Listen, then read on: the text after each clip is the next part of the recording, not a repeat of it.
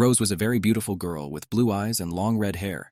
At that time she was the happiest, for she was the wife of the best man, Emperor Alec, by whom she was expecting a child. The young people were looking forward to the baby's arrival into the world.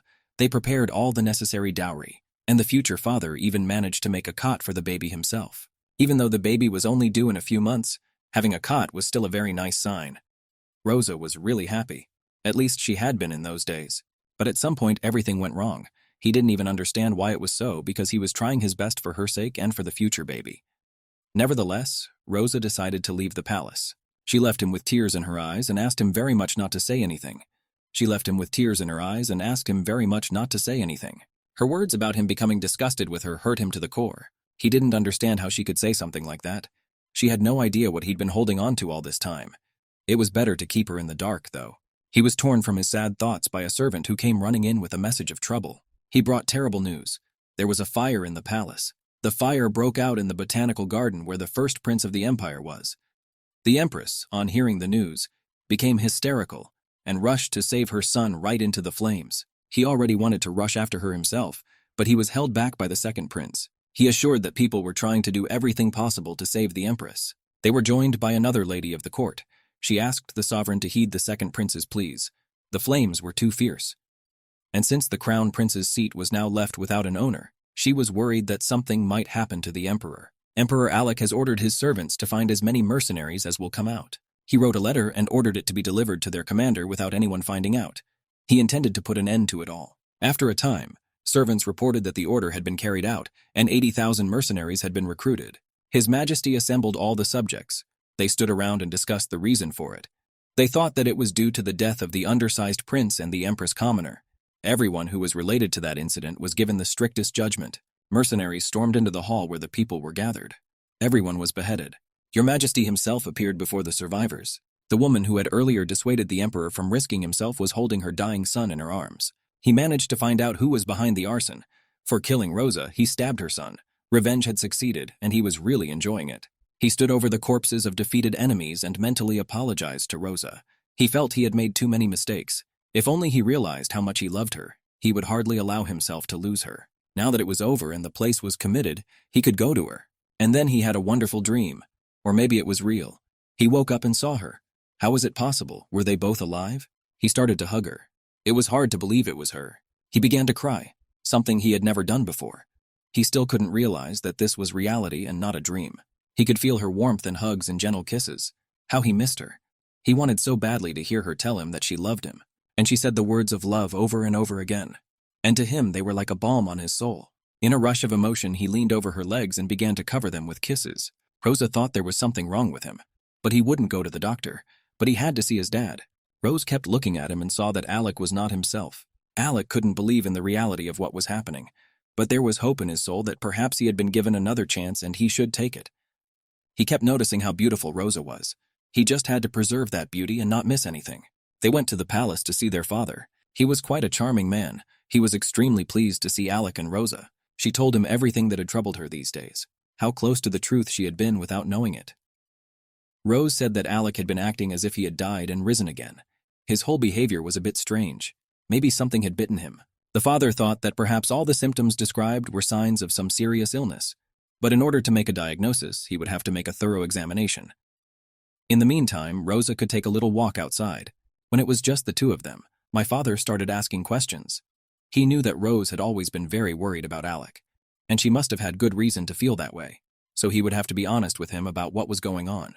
Alec lost his head and said it was no big deal, but he had had a long, terrible dream. This information interested the father, and he asked for more details about the dream. Alec said that in his dream he had other wives besides Rose, and they had lots of children with them, and it was all necessary for him to take the throne and become emperor. But the worst part of this dream was that because of the title, he couldn't protect Rose. Their first baby died, and the second son suffered all his life and eventually died in a fire. It was a really scary dream. If he had a life like that, it would just be a nightmare. And it was also in the dream that he chose the path that would allow him to protect her. But it was his decisions that got Rosa killed. Dad agreed that the dream had been really scary, and Alec could tell by the way it scared him. But the worst part was that the dream could actually come true. And that's what scared Alec the most. His father recalled that before the wedding, he had told Alec that he belonged to the ruling dynasty, and Rose was a commoner. Alec remembered those words but didn't give it much meaning at the time. My father drank tea and continued his reflections. He believed that everything was possible in life and that sometimes things could turn out very unexpectedly, especially for Alec, who was of high birth. Alec stood there, unable to understand what his father was trying to tell him. His father explained that since what Alec had seen in the dream could easily happen in reality, he and Rose should break up. Alec can't even imagine breaking up with Rosa. There's no way he'd do that. And if that's what he was given a second chance for, he wouldn't part with her, even if the Almighty himself demanded it. Alec kept thinking about the Reverend's words.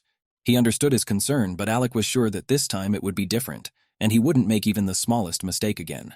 When Alec went outside, he was immediately met by Rosa and asked if he had spoken to his dad. She wondered if Dad had said something bad to him, but Alec assured her that nothing had happened. He confessed to her that he'd had a nightmare that kept bothering him. Rose immediately wondered, was the nightmare really that bad? But he hugged her and said it was better to just forget about the dream. They went to the market. Rosa wanted to go into Zegna's shop to buy flowers. She needed them for the Emperor's birthday. Alec didn't like it. The thing is, from that moment onwards, the real chaos began. They entered the shop. The saleswoman greeted potential customers. She was sweeping dust off the shelves. She was glad to see Rose, whom she hadn't seen in a while. She also greeted Alec as well, but he turned away from her. Zegna was the daughter of the head of the village. Her father had once thought she would make a great match for Alec, because in his opinion she was better than the Reverend's daughter. He'd even wanted to take a swing at him. But Zegna didn't like that idea. Al saw on the wall a trophy made in the shape of a deer's head.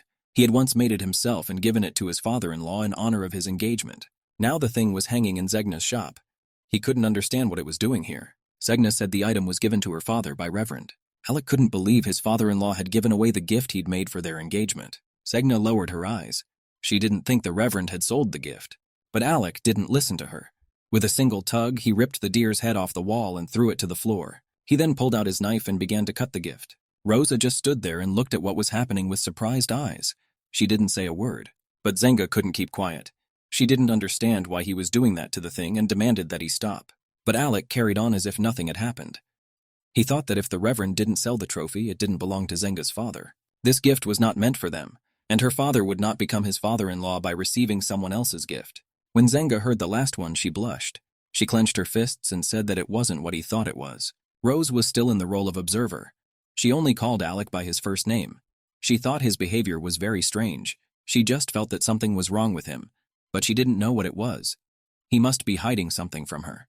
When they got home and sat down to dinner, Rosa decided to talk to Alec. She kept worrying about the situation at the grocery store and really wanted to find out why her father had given away the gift. Hearing the question, Ale even breathed a sigh of relief. He replied that the Reverend had told him everything, but that he had done it a little earlier. Rosa became interested in the situation. She wanted to find out what had happened. Alec said that the Reverend could not pay his debt on time. The elder demanded that the deer head be given to him in return for paying the debt. Alec, however, decided to help his future father-in-law and paid all his debts, but on the condition that the head would be returned to its former owner. However, the elder did not agree to this, as he did not want to part with the head. Rose sighed heavily and said that she understood now. She knew nothing about all this. She assumed that since Alec had paid all of her father's debts, she would have to pay them back. But he assured her that he wouldn't have to, since they weren't strangers. They had become husband and wife, and it was natural for him to help his father-in-law. Rosa agreed with his arguments, but she asked him to tell her about his family. Alec didn't like that question. He didn't even understand why she was taking such an interest now. Rose looked at him sternly. She understood that he did not want to talk about it, but if they were married, they could not hide anything from each other. She demanded to be told.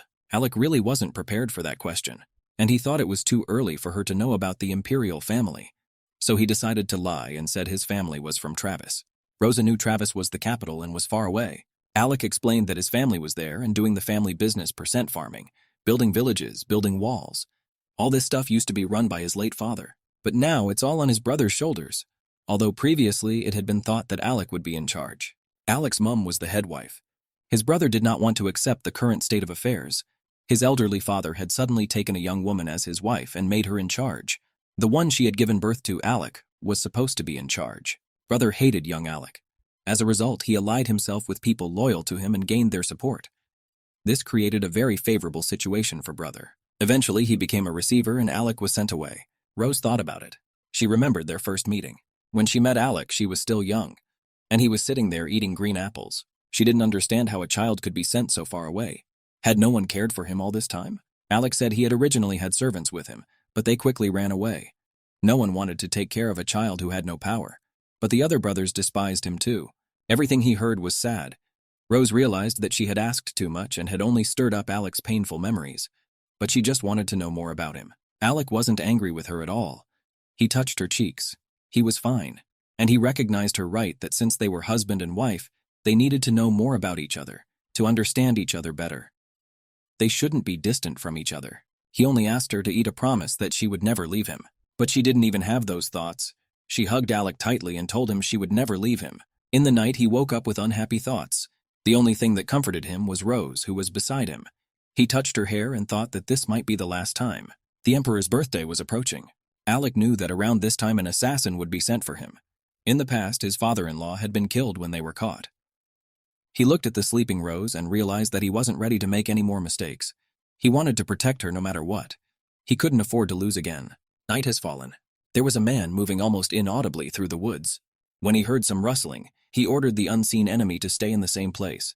Alec emerged from the woods. Oren, who knew him well, knelt down before him and asked for forgiveness. It had been a long time since they had last seen each other. Alec had grown and changed a lot, so Oren didn't recognize him at first. Alec agreed that it had indeed been a long time since their last meeting. He immediately asked if Orhan had been followed. Orhan was sure no one was following him. Alec ordered the Emperor to be followed. He knew he would send an assassin the day he was born. Orhan looked at him in surprise. How could he have such information since he hadn't been in the palace for a long time? But Alec assured him that his information was correct. He would be able to find out everything he needed to know, even if he was so far away. When Rose woke up, she immediately noticed Alec's absence. As soon as he appeared, she asked him where he'd been. Alec wasn't going to give away all his secrets, and replied that since he couldn't sleep, he decided to get some fresh air. Yawning, Rose wondered if he was having nightmares again. She couldn't sleep either. Alec hugged her and asked her how she was feeling and if she was all right. Rose replied that she was fine. It wasn't all good, though, because she had been throwing up a lot lately. She clamped her hand over her mouth, but it didn't help with the urge to vomit. Alec was immediately alarmed. Perhaps something else was bothering her. For example, she was more tired than before. He hit the spot with his question. Rosa admitted that she was getting tired faster and more often. He guessed what was happening to her. She was pregnant, but such thoughts had never crossed Rosa's mind. It was a kind of shock to her. He recalled a recent conversation with Oren. Alec had told him then, as if he'd heard that Prime Minister Manhwa was in custody, and this situation was to Alec's own advantage. He'd ordered Orhan to look into all the minister's plans and schemes. Alec wanted him to be his man. Orhan agreed that it was advantageous to keep Prime Minister Manhwa close to him. Thanks to his abilities, the tyranny of the current government could be alleviated for a while. Moreover, it was thanks to the Prime Minister that His Majesty's life was saved. Then he came to his elder brother and asked him if he executed his younger brother. How would he look in the eyes of the whole society? Alec also said he wanted the Marquis of Haslow. Orhan asked if he had heard correctly. Was he talking about the Marquis Haslow of Draneberg? He had his doubts about him. Besides, there were people who were dissatisfied with the current ruler. Wouldn't it make sense to contact, say, the Marquis of Opries, who was definitely waiting for Alec's return? And since he was a very powerful man, why not take his daughter as his wife? Alec didn't need any kind of union through marriage. Besides, he already had a wife. Orhan wondered, when did Alec get married? But this is a long story that happened 3 years ago.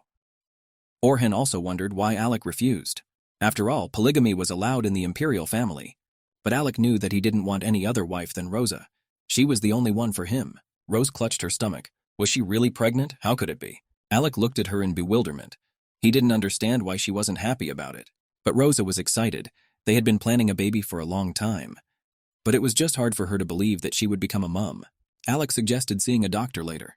She agreed, and in the meantime decided to lie down and get some rest. She left, and Alec hesitated. He could see that she hadn't reacted to the news the same way she had the first time. Last time she was really excited when she found out she was pregnant. Meanwhile, Rosa went up to the bedroom and sat down on the sofa. She pressed her hands to her stomach and listened to her own sensations. For some reason, she remembered the last time she had confessed that she had previously been a slave and showed him the branding. Now she had a very bad headache and didn't understand why it was like this. She had not had anything like that last time. Meanwhile, Alec was thinking about everything that had happened before. He wondered why Rose wasn't reacting the same way this time. Had her feelings changed? His loneliness was broken by Orhan.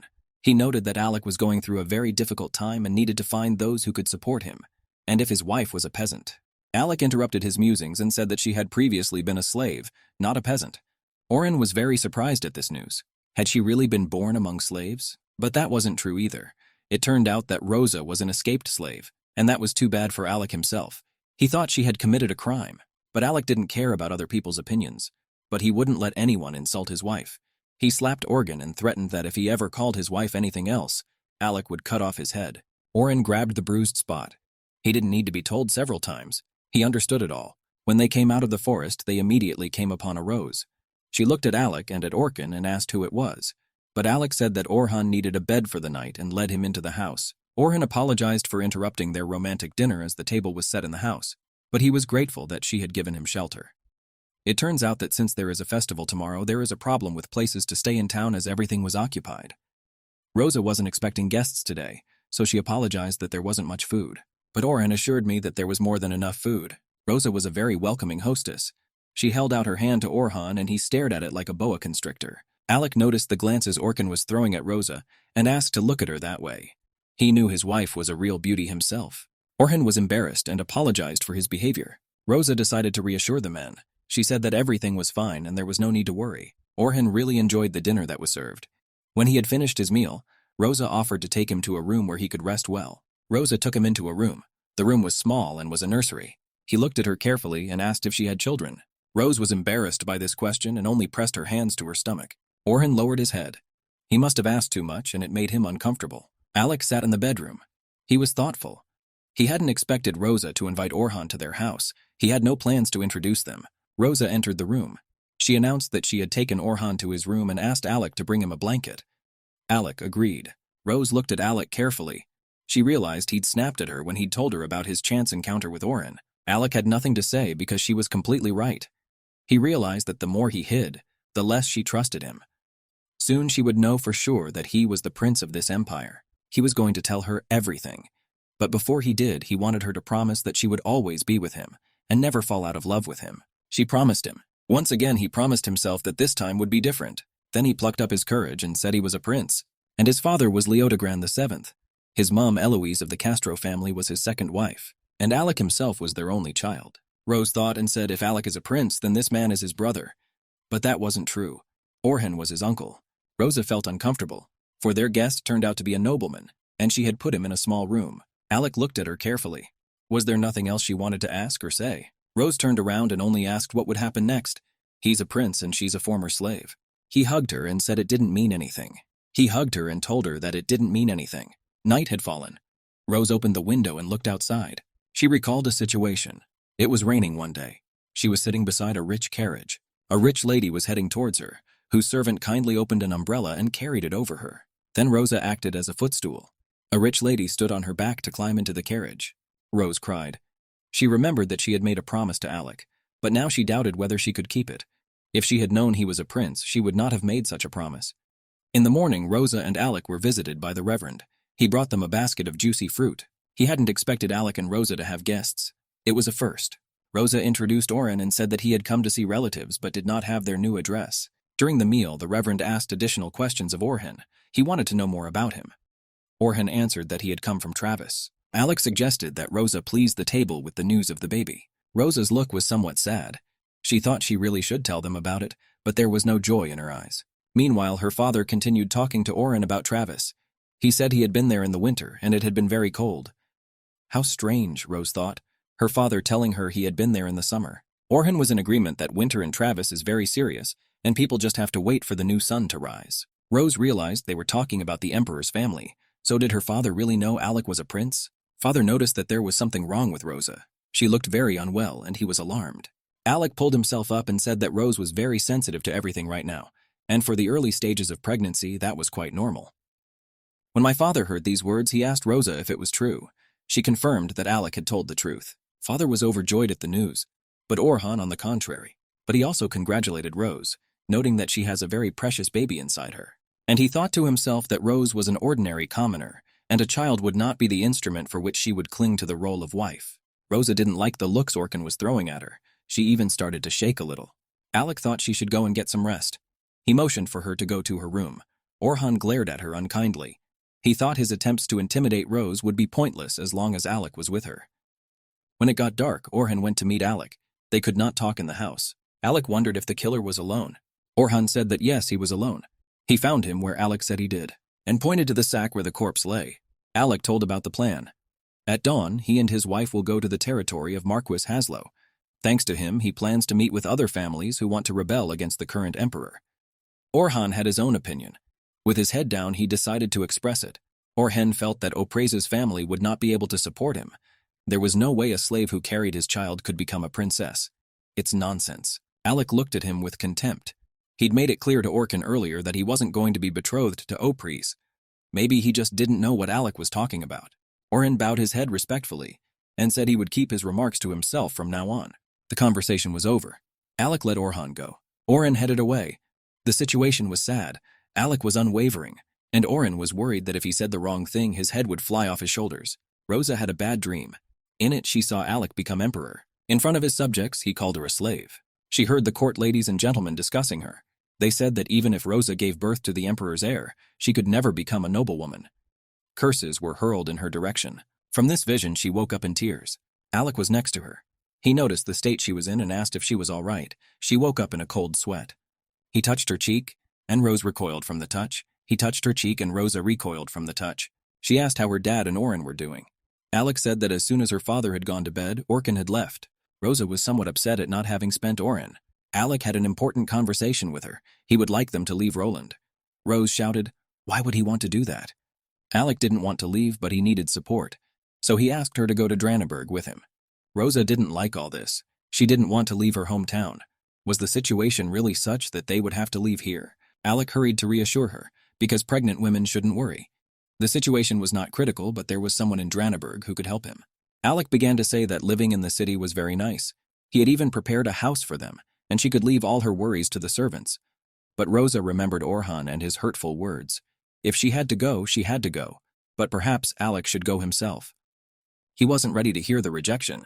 Rose was just afraid she'd be in his way, and if Alec went alone, it would be easier and quieter for him. But he didn't want to go alone. He wanted Rosa to go with him to Dranenberg because it was safe there in the first place. He hugged her and asked, hadn't they promised each other to be together? Rose admitted that she wouldn't want to be alone either, as they were expecting a baby. But she was worried about whether everything would be all right when the situation changed. Alec assured her that everything would be fine, and he would see to it himself. That's why he's asking her to trust him and come with him. For him, there is nothing in this world more important than her and the future baby. He is ready to do everything possible for their happiness. She looked at him with her big blue eyes and asked if everything he said was true. He put his arm around her shoulders and told her that he would always be at her side, no matter how or what happened next. He'd give his life for her if he had to. And he asked her to just trust in him and her feelings. Rosa smiled and said that she would always believe in him, even if he stopped believing in himself.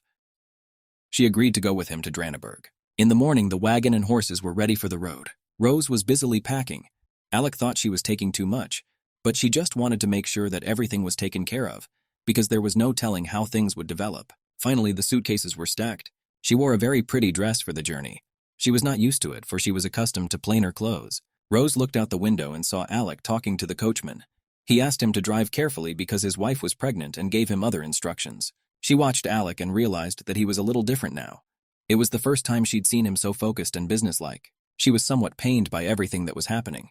Alec was a true nobleman. He was dressed appropriately. She wondered if she was worthy of him, if she could be around him. Rosa's father came to see them off on their journey. Rosa was so glad he had come. She was worried that she wouldn't have time to say goodbye to him before he left. She was sad that she had to wait.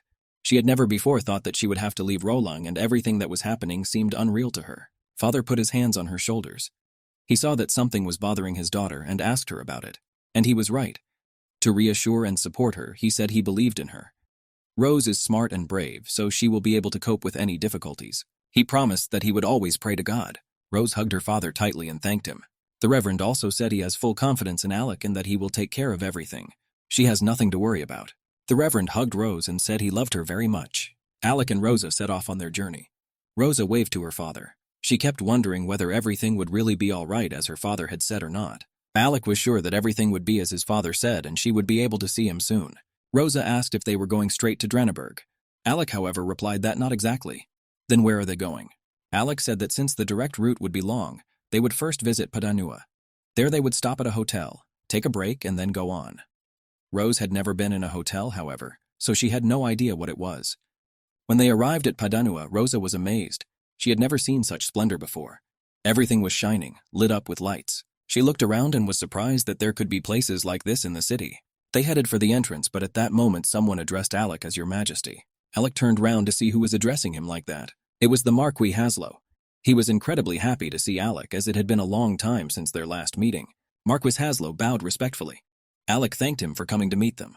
Marquis inquired about the young lady next to Alec. Alec introduced his companion as his wife, Afroza. The Marquis held out his hand for her to shake. He had already heard a lot about Rosa and allowed him to be referred to simply as Philip from now on. Marquis and Rose had already held out their hands to shake, but Alec stopped them. He introduced Rose as his wife. Was the Marquis going to greet her with a handshake? He demanded that the Marquis adhere to etiquette when he was with his wife. The Marquis apologized for his oversight. He had not greeted a lady for a long time, so he had made a mistake. The Marquis knelt down and kissed Rosa's hand. It was the proper way to greet a true lady. For Rosa, it was all unexpected. She was embarrassed in her own way, so she asked Philip not to worry. The Marquis suggested they head inside. Inside the hotel, there was real splendor. The Marquis invited them to go to the restaurant for refreshments. Rosa was starting to get worried. She had never been in a place like this before. She didn't know the etiquette. She said she could go for a rest instead of lunch as she wasn't hungry. Alec assured her that she could do whatever she wanted. He would now ask someone to escort her to their room. But Rosa just wanted to get some fresh air as the long journey had given her a headache. She went for a walk. Alec stared after her. Rosa hurried so that passers-by paid attention to her. She thought that maybe she shouldn't be in a hurry. And that she looked ridiculous in this overdressed dress, which made her laugh. She even thought Orhan was right, and it was funny for him to see her with Alec. And she looked absurd as a princess. Meanwhile, Philip and Alec were enjoying their meal. Philippe told me about his concerns. When Alec arrives in Draneberg, a series of banquets will begin. Princess Rosa's presence alone will not be enough, as she will have to play the role of hostess. Will she be able to cope? Alec said confidently that his Rose would be able to cope with everything. But since this would be her first time, she might have some difficulties. It was necessary to find someone who could help her. He decided to send a letter to Diana. Diana received the letter rather quickly. From it, she learned of Prince Alec's return, and also that he was asking for Her Majesty's help with the princess. I wonder who she is and what kind of person she is. Rose and Alec set off again. He kept worrying about her condition. Rose stared out of the window. She was admiring the dawn. She inquired, when would they arrive in Danneberg? Alec assumed that they would be there by lunchtime. As soon as they arrived, Rose would be able to rest well at the mansion. He would be doing business with the Marquis of Haslow and would not return to her until the evening. Rose thought about it. She wanted to tell Alec that she wasn't the right person for him, but she couldn't muster up the courage to tell him. So once again, she remained silent. And Alec was telling her that she would be able to meet a lady from another family when she arrived. Alec knew her very well. She was about the same age as Rose. She was the daughter of Viscount Ventwis, owner of a shipping business. Her husband was the Earl of Rosabeth, partly related to Alec on his mother's side. He was confident that Diana would help Rose settle into her new role. By lunchtime, they had indeed arrived in Danneberg. Diana had already met the princess. Diana introduced herself. Rose bowed her head and introduced herself as well. Diana said that Her Highness did not need to bow her head. Rose was embarrassed because she did not know the etiquette. But Diana comforted her and said that from that day on, Rose's training would begin. Rose kept thinking, if she could learn all the rules of etiquette, would she be able to approach noblemen? Wouldn't it cast a shadow over Alec? Diana comforted Rosa as best she could. She promised to help her with everything. No one is born knowing the rules of etiquette. It all has to be learnt. Diana thought it would not be long before the Marquis of Haslow's banquet. It was important to Rosa that she should be able to make such a name for herself. Diane suggested that we don't procrastinate and start classes immediately. It was evening. Alec sat in the living room. Lawrence Hamizoul called out to him. He wanted to keep Alec company. Lawrence was not only Marquis Haslow's personal assistant, but also a lieutenant colonel in the army. Alec graciously accepted Lawrence's invitation. Surely the Marquis Haslow must have sent with him an important message for Alec himself. But Lawrence said he wasn't playing the role of the Marquis's personal assistant right now. He had come to clarify some questions with Alec. Lawrence asked why Alec wanted to team up with the Republicans. Perhaps their position would be more favorable to him. Alec crossed his arms over his chest. It wasn't for nothing that Marquiat called Lawrence a brave fellow, if he wasn't embarrassed to ask questions like that. Lawrence was about to apologize, but Alec interrupted him. He leaned back in his chair and said that his reasons had to do with his wife. He wished to live in a world where Rose would always be with him, and it was a world without slavery. Meanwhile, Diana began Rosa's training. She put books on her head and made her walk with them. Rosa found it very difficult. The books kept falling off her head, and eventually she dropped them. Diana tried to cheer up the princess. They had only begun to learn the basics now. Rosa was not the kind of girl to give up at the first setback. If it was something she had to know, she would learn it all.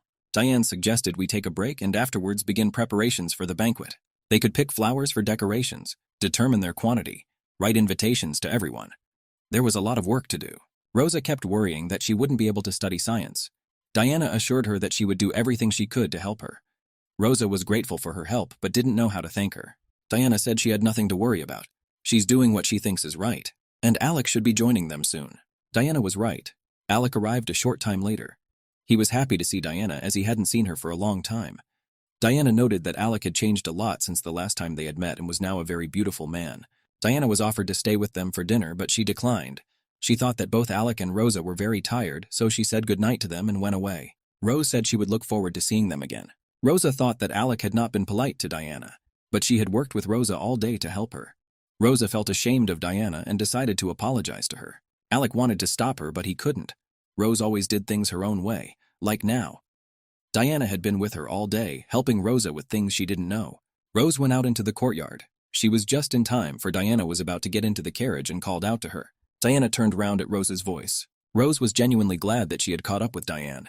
She said she wanted to apologize on Alec's behalf. Diana bowed her head favorably. Had Rosa really come just for that? Diana saw that Rosa was very kind and sensitive. She was also unhurried, alert, and not at all stupid. If she lived as she did, she wouldn't have any problems. But now she was in a different position. Out loud, Diana said that Rose was very naive, and she would surely have to endure a lot of pain in the future. Rose was shocked by these words. She didn't understand why Diana was telling her all this. Diana continued. As long as she trained Rose, things would be fine for a while, but she wasn't at all sure that Rosa would be able to survive in this world as a princess. Rose looked at Diana in surprise. Similar thoughts had crossed her mind. The next day, Alec sat compiling documents. Rose was reading a book. Rosa told him everything. Alec felt that Diana shouldn't have behaved that way towards Rosa. He was going to reprimand her the next time he saw her. At first, Rosa thought that Diana had acted that way because she thought she was stupid. But then she realized that the reason was something else entirely. If Diana had wanted to humiliate her, she would hardly have helped her. But she taught her diligently, giving her details about how the nobles' world worked. She asked Alec not to say anything to Diane. He said he understood her and would pay more attention to it in the future so that there would be no more problems like this. Rose thanked him for his understanding. She thought to herself that even if he paid more attention to it, it was unlikely to solve the current problem. When Rose saw Diana the next day, the latter admitted to being quite surprised. Rose didn't realize what her surprise was. Diana admitted that she had been a bit intemperate last time, so the fact that Rosa wanted to meet her again surprised her a little. Rosa admitted that Diana's words at that time had really upset her, but she realized that she could not prepare for the upcoming banquet on her own. Moreover, Rosa realized that Diana had not said those words out of bad motives. Rose realized that the cause of Diana's anxiety was Rose herself, for it was she who was next to Alec. Rose realized that she was a commoner, and had taken a position that was not for her. She should probably leave before she became the laughingstock of society. After listening to the monologue, Diana asked her not to say that she didn't believe in herself. How could someone who had been so diligent in preparing for the banquet and trying so hard in her lessons just walk away, leaving everything behind? If Rosa really wanted to leave, she would hardly be here right now. Rose wondered, why was Diana so sure she wouldn't leave? She grabbed her head. Rose had spent too much time with Alec. She never thought she'd ever have to settle outside her hometown, but she just couldn't live without Alec either. She had always believed that they would be together no matter what. Diana told Rosa that she had to keep the place to herself. Even with her determination, it won't be easy, but with that attitude, even simple preparations for the banquet would become an impossible task. Therefore, she should leave such thoughts behind. If the nobles feel her weakness, they will bite her in the most painful place until she dies. At the same time, Alec will not sit on the sidelines. After all, it's the worst agony to watch those you care about suffer. Rose pondered Diana's words and realized that she was right. Diana asked if Rosa had decided on a fabric. She needed to find a perfectly balanced dress that would emphasize her charm. Rose looked at herself in the mirror. Was Diana really so sure she could do it? Diana picked up a beautiful earring. She noted that the most important thing in her debut to the public would be the first impression she would make on people. Diana put Rosa's earrings on. She believed if Rosa managed to make a decent first impression, no one could outshine her brilliance, not even those born with it. Valerie O'Prise was a very beautiful girl. Her beauty was impossible not to notice. It was believed that she had excellent taste and whatever she wore would look great on her. Even the servants thought Valerie was the most beautiful and elegant lady, though she thought there were more inward-looking girls around. Putting the elegant necklace around Valerie's neck, the maid noted that everyone was talking about the prince's imminent return. She was sure Valerie would be his princess. Alec looked out the window. He was sure that Valeria Opries would also be at the banquet. Alec remembered that he wanted to use Oprise's family for his own purposes. However, he realized that would be a critical mistake for him. As he looked out the window, he heard the door click. Someone was entering the room. He turned round. It was Diana. She had something urgent to discuss with him. Alec prepared to listen, but Diana couldn't discuss it here. Alec didn't quite understand what the problem was. There was no way anyone could have overheard them in this place. Diana replied that it would be about Her Highness, and there were things he should look at with his own eyes. Alec agreed and set off with Diana. Entering the room, Diana apologized for the intrusion. Rose's voice came from behind the screen. She asked me to wait a moment. Rose came out from behind the screen in a beautiful white dress. Her hair was decorated with a flower of the same color. Rose asked Alec if he thought the dress looked good on her. Rose felt somewhat uncomfortable in this outfit, for she had always been used to dressing more simply, and not so flamboyantly. Alec knelt down in front of her and kissed her hand. He said she looked great and he was looking forward to the banquet to show off his wife. He is unspeakably lucky to have such a beautiful wife. Rose looked at him with loving eyes. She promised that she would do her best to make him even more proud of her. She would do anything to be the perfect lady. Sometimes Rosa saw some memories, but she didn't understand where they came from. Now was such a moment. She remembered something and it made her think. Alec noticed that there was something wrong with her. He thought that all this fuss was physically difficult for her. But Rosa assured him that she was fine and she was perfectly fine. Diana thought Rosa was overworked and told her so. Rosa should have been thinking about the pregnancy first. Rosa was pleased to be so worried about her, but she pointed out that there was no reason to worry. She was just a little tired. But the memories still continued to disturb her. She was sure she'd seen herself, but the kind of conversation she'd heard couldn't have been between her and Alec. Meanwhile, Valerie Opries and her friends were sitting in the gazebo discussing the latest gossip. Valerie had been told that the fifth prince, who was said to be recovering, would be attending the banquet. Valerie's friends asked her to tell them about the fifth prince. Isn't he her future fiancé? Valerie said she hadn't seen him in a very long time, but she remembers that as a child he had the character and dignity of an emperor. The girls thought the prince was Valerie's first love. Lady Gladys Belgenor appeared. She exclaimed that there was no use for childhood memories that could hardly be recalled. She also asked Valerie, during the time the prince had been away, had she never had any contact with him? So all contact had been cut off. Valerie, still drinking her tea, said that she was just waiting for the prince to return at the right time. Lady Gladys didn't understand why Valerie was waiting for him. Was she really so sure that His Majesty liked her? Valerie laughed suddenly, for she had laughed at the words Gladys had said. She thought this girl was just funny, which Gladys didn't like. Valerie said that when the late Empress made a promise to her father, Viscount Opries, and it was not a childhood memory at all. There had long been some kind of competition between Valerie and Gladys. The latter didn't want to lose to the former, so Gladys pulled herself together. She wondered, how long had it been since the Empress had died? Valerie hadn't seen the prince since he'd left to rebuild, had she? And that was true. Besides, Gladys thought, the Opries family wasn't the only one of the higher nobility in the area.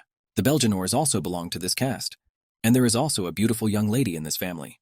Valerie agreed that Gladys could be a princess too, but who will the prince choose? Everyone will find out his decision at the banquet. When Rosa woke up, she thought about how fast time was flying by. The banquet would be tomorrow. Alec noticed her anxiety. He cheered Rose up, telling her not to worry so much. Even though she would receive all the attention of the upper classes, she had nothing to worry about. Let them say what they want, but Rosa is his only wife. She looked at Alec and smiled. He was right. It really was going to be okay. Besides, she and Diana had worked so hard to prepare for him. If Rosa does everything just like Diana said, it will definitely be fine. Rose was just happy to have Diana to accompany her. A maid knocked on the door.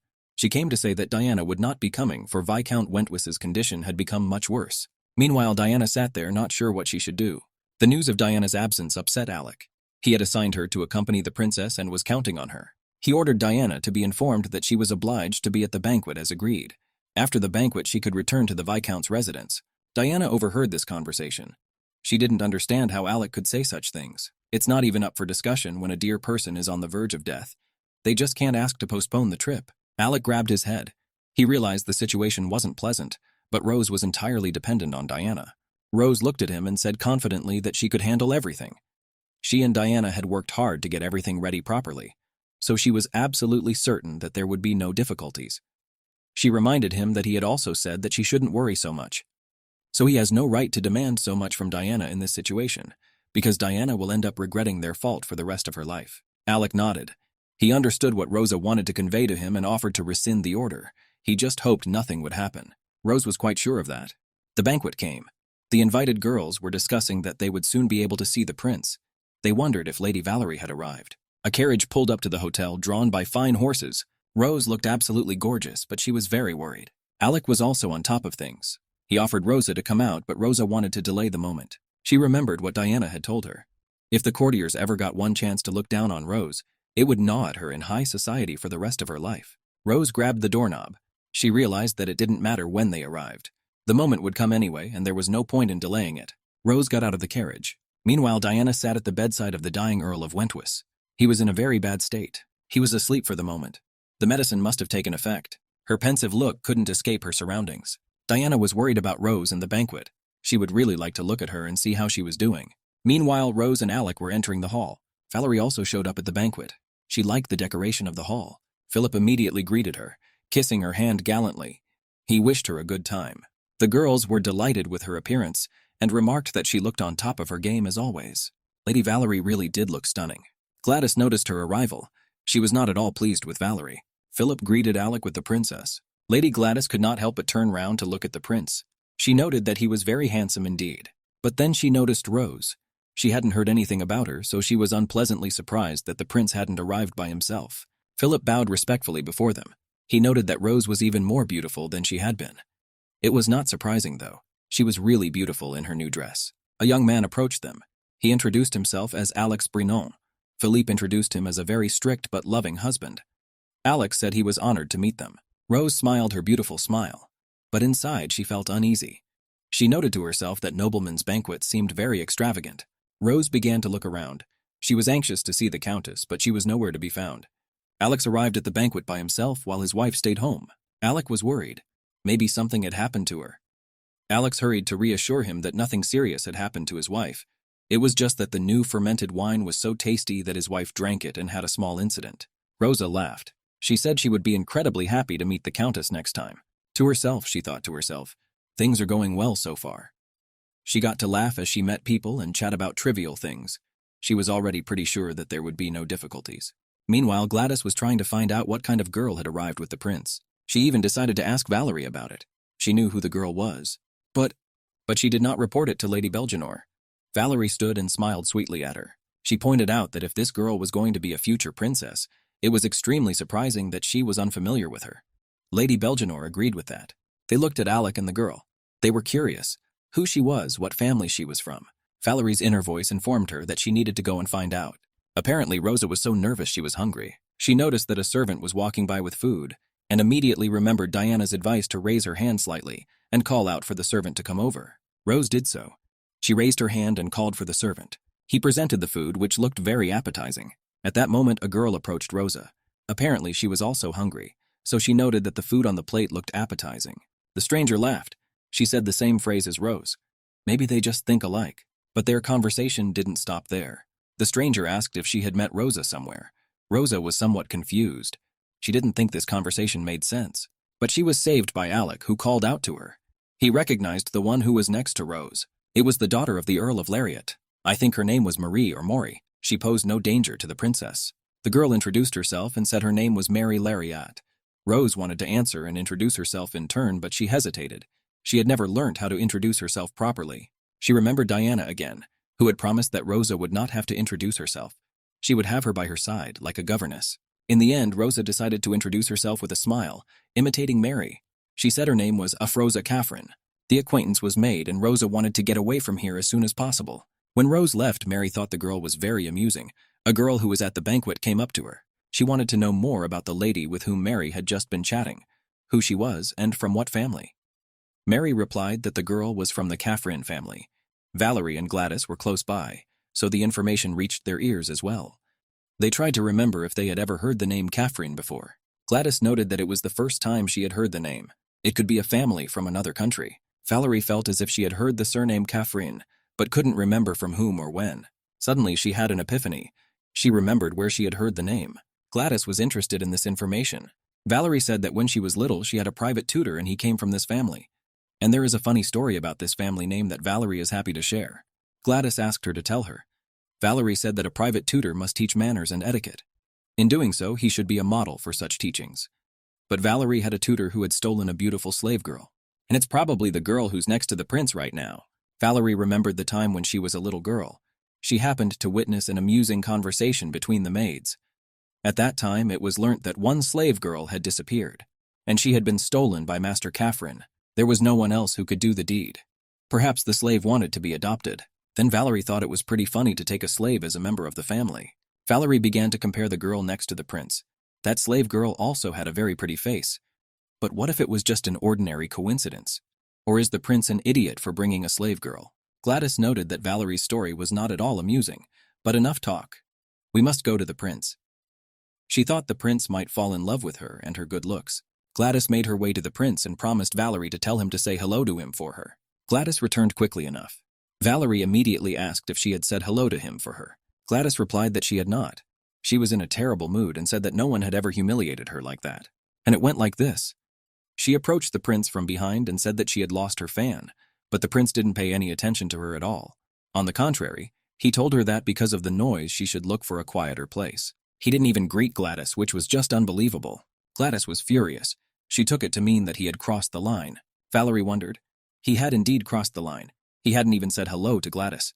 Yes, she was superficial, annoying, but she was still Belgianor. It was strange that he didn't show respect for such a family. It wasn't like the prince at all. Valerie thought that the Offrays had not received any news from the prince, and if the prince had been matched with an unworthy princess, the matter would be a bad one, but that doesn't mean one should bring a complete stranger lady along. And what is the prince thinking? Alec had a highly developed imagination. He imagined the situation when he was asked to make Lady Belgianor the third empress. It was necessary to enter into cooperation with a family capable of opposing Offrays, and for this purpose, Lady Belgianor was the best candidate. It would ensure the protection of the first empress. But he had already made Valerie the second empress for Rose's sake. Rose looked at Alec and noticed that he had a tense look on his face.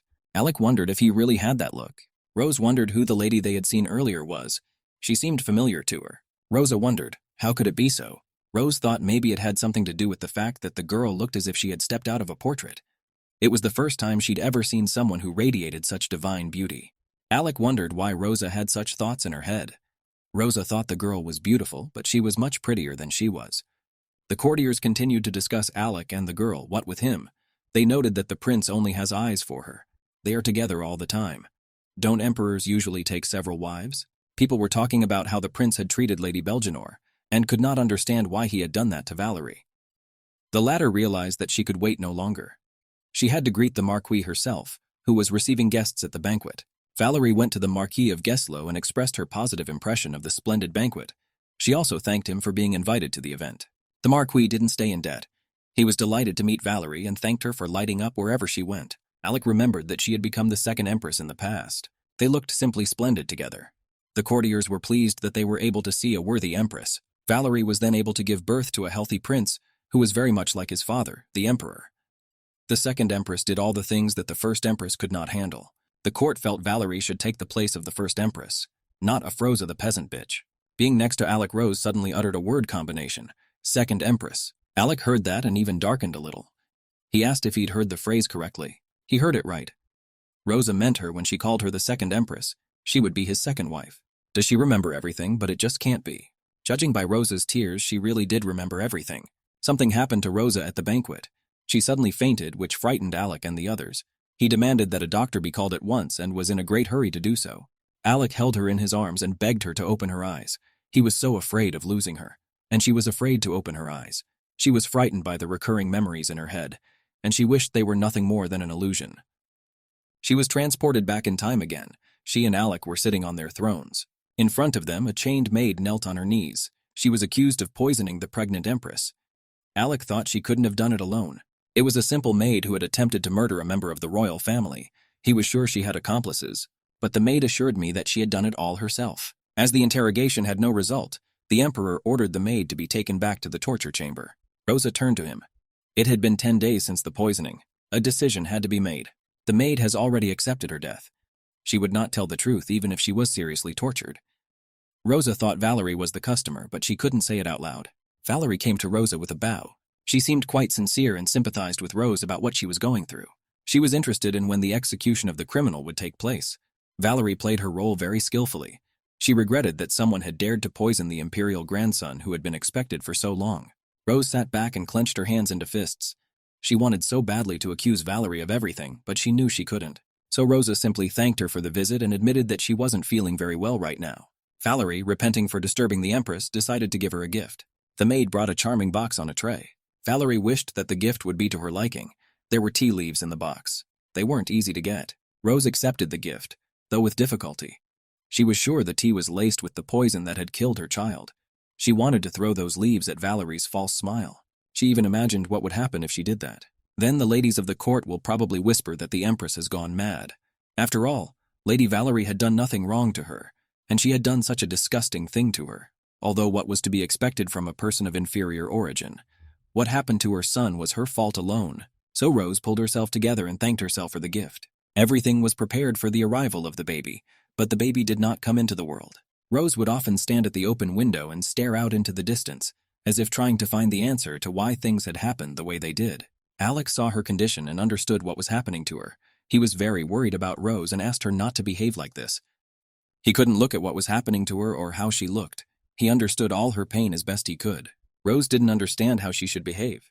Should she smile like an empress against all odds? But he meant something else entirely. Only Rose couldn't figure out exactly what he wanted from her. She kept berating herself for being so naive. She didn't want to live. Rosa wept bitterly. If she could, she would prefer to disappear. Alec was very hurt and bitter at these words, but Rosa blamed herself for everything that had happened. Alec hugged the crying Rosa tightly and asked only that she stay alive. He couldn't imagine Rosa leaving him. She realized she wasn't suffering alone. Alec had lost his unborn son too. He asked her to pull herself together and hold on for a while longer for his sake. Alec was sure things would get better soon. Rose took his hand and said she would wait with hope for better times. The child was buried in a beautiful scenic spot. Rose and Alec often came to the grave and talked about all the news. She told me that he had a younger brother, Lawrence. The little prince was a very beautiful baby. Everyone admired his angelic appearance, his chubby cheeks. Rosa often looked at him and cried. She found it hard to believe that this baby had come out of her belly. Alec was very proud of his wife, who had given him such a beautiful baby boy, and he was especially glad that Rose had come round. He was very worried about something going wrong during labor, as it is quite an ordeal for the body. Rose took his hand and pressed it to her cheek. She was glad to be away from everything herself. She loved Alec so much. She couldn't leave him alone with little Lawrence. Rosa had far-reaching plans. She wanted to live a long life, to watch her son grow up and what he would be like when he grew up. Rosa knew she would be a good mother. Alec didn't doubt it either. He knew that Rose would be just the right mom for the baby. Childbirth had a negative impact on Rosa's health. Her uterus was severely damaged, and the chances of a second heir were negligible. Lawrence grew up to be a very handsome boy. Some compared him to a pure and beautiful angel. Rose kept admiring his beauty. Lawrence could fall asleep anywhere, even on the lawn. He was not like other children. Rose always protected him. Since Lawrence was still young, he was allowed to act inappropriately at times and was not punished for it. Rosa became a very good mother indeed. She spent a lot of time with her son. She often carried him in her arms and held him close to her. Rosa was told some unpleasant news. The midwife who had been responsible for her labor had died suddenly a few days ago, and those who had helped her had disappeared without a trace.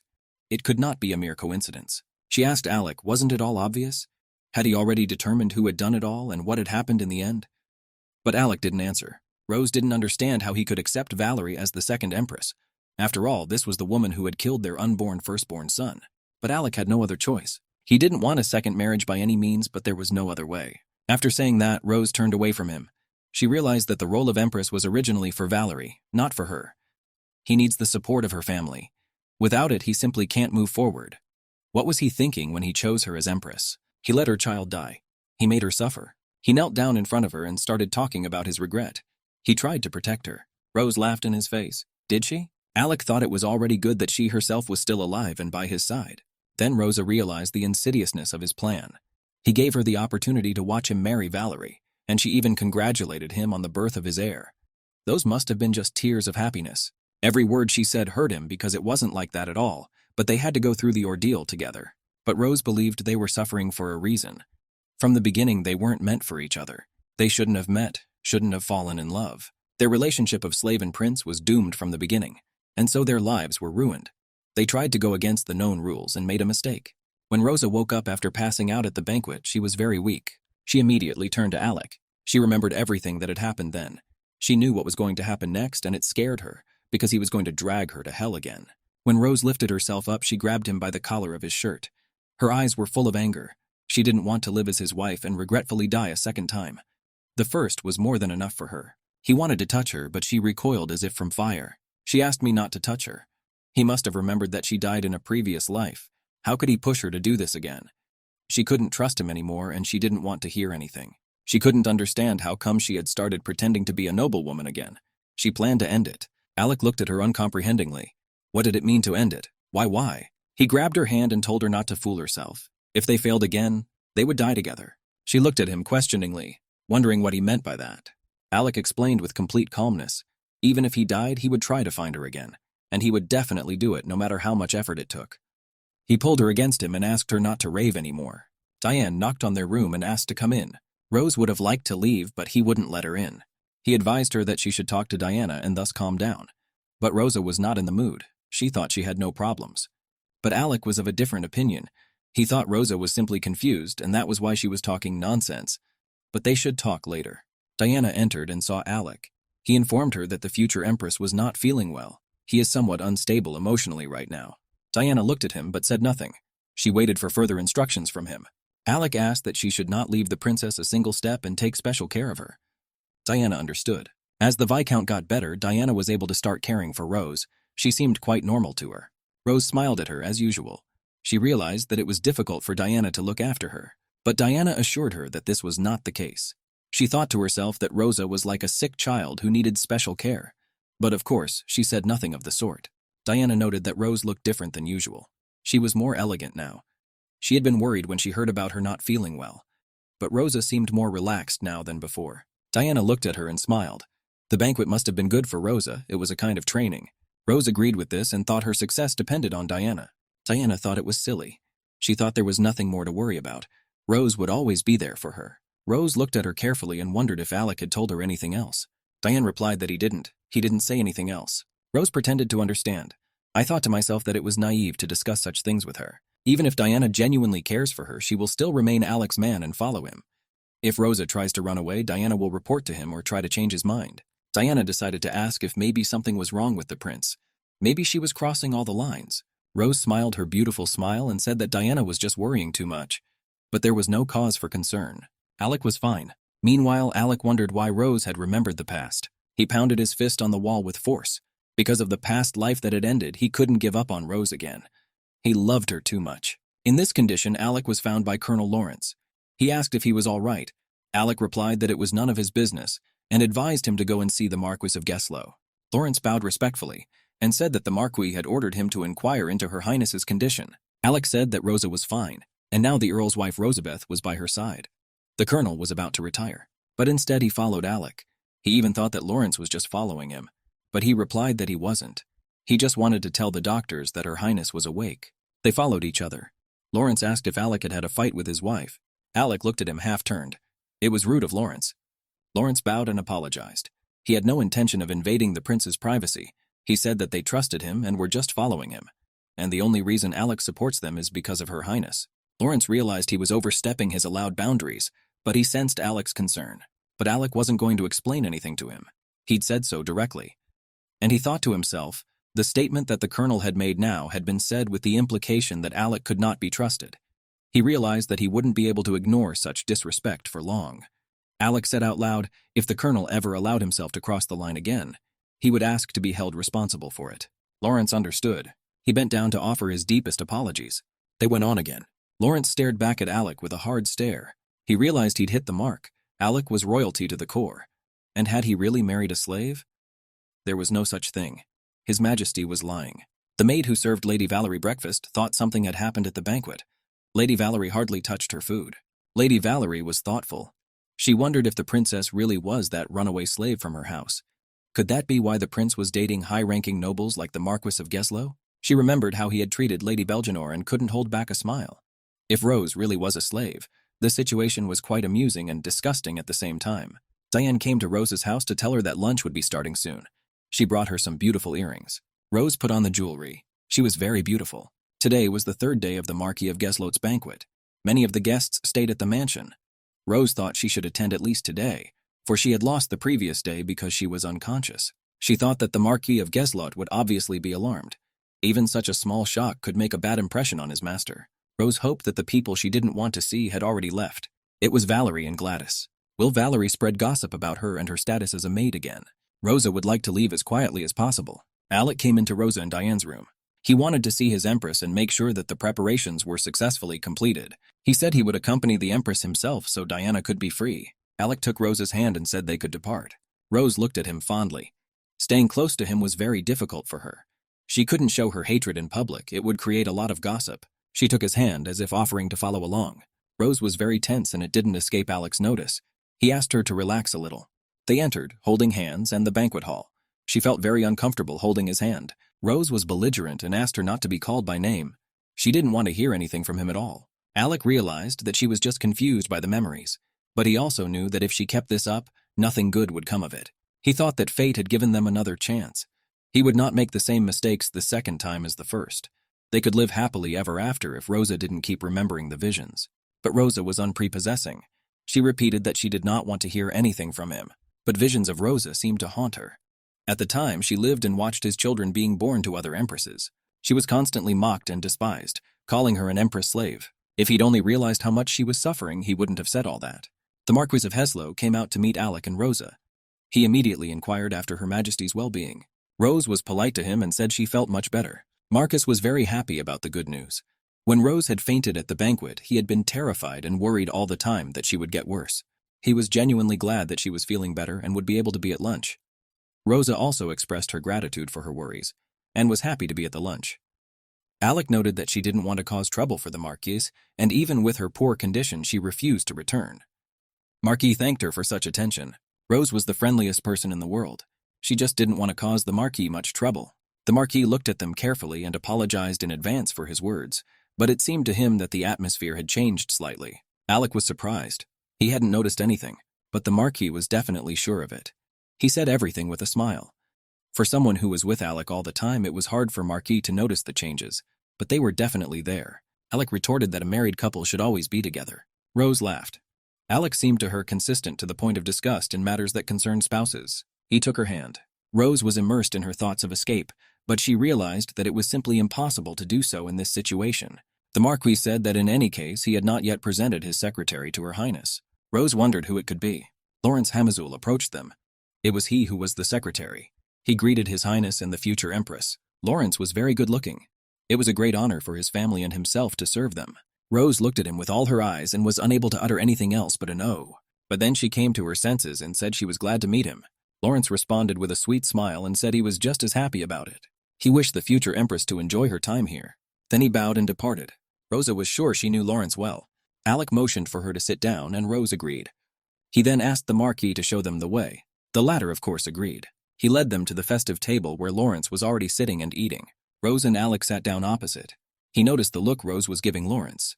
Rose looked at him in surprise, as if she didn't know what he was talking about. Alec replied that he was talking about the Marquis's chief secretary. Rose's face became unfriendly. She still didn't understand Alec's hints. Alec also couldn't understand why Rose was openly lying to him. Rose wasn't going to give him any explanation. She didn't care whether he believed her or not. Alec really didn't like the tone in which she was saying all this, and she, in turn, didn't like all of Alec's innuendos. Rose noticed that the other guests at the table began to glance in their direction and discuss something. She didn't like it, and she suggested that Alec stop the argument. But in this case, he thought they should go somewhere else. Rose felt that if they left right now, it would be extremely rude of them. Alec had no desire to discuss anything here. Alec and Rosa got up. The Marquis noticed this and wondered if they were leaving already. Diana's husband, who was also present at this lunch, suggested that Alec and Rose were a little tired. Perhaps Diana would like to check on Her Highness. Diana was sure it would be all right even if she didn't go. The Emperor could take Rosa himself. Alec and Rosa, holding hands, withdrew. They took the first few steps in complete silence, each thinking about something else. But Rosa wanted to know what Alec wanted her to say. She looked at him with her beautiful blue eyes and asked, did he really think Rose had fallen in love with Lawrence at first sight? Then her look became more serious. She thought that since Alec himself had children with other women, he had no right to tell her anything. Alec noted that it hadn't happened in his current life yet. The whole illusion was remembered only by them. It was only an illusion in his opinion. But what about her memories? Rose wept, for she remembered their children, the scorn and ridicule that flew in her direction. She remembered well her powerless and miserable existence. How could he go on living as if nothing had happened?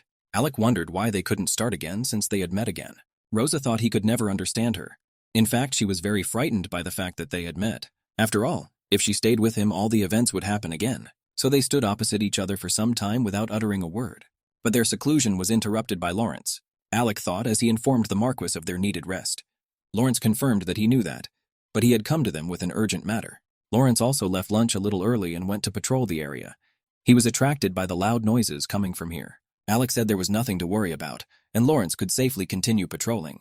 Lawrence could not disobey orders. Before he left, Rosa looked back at him.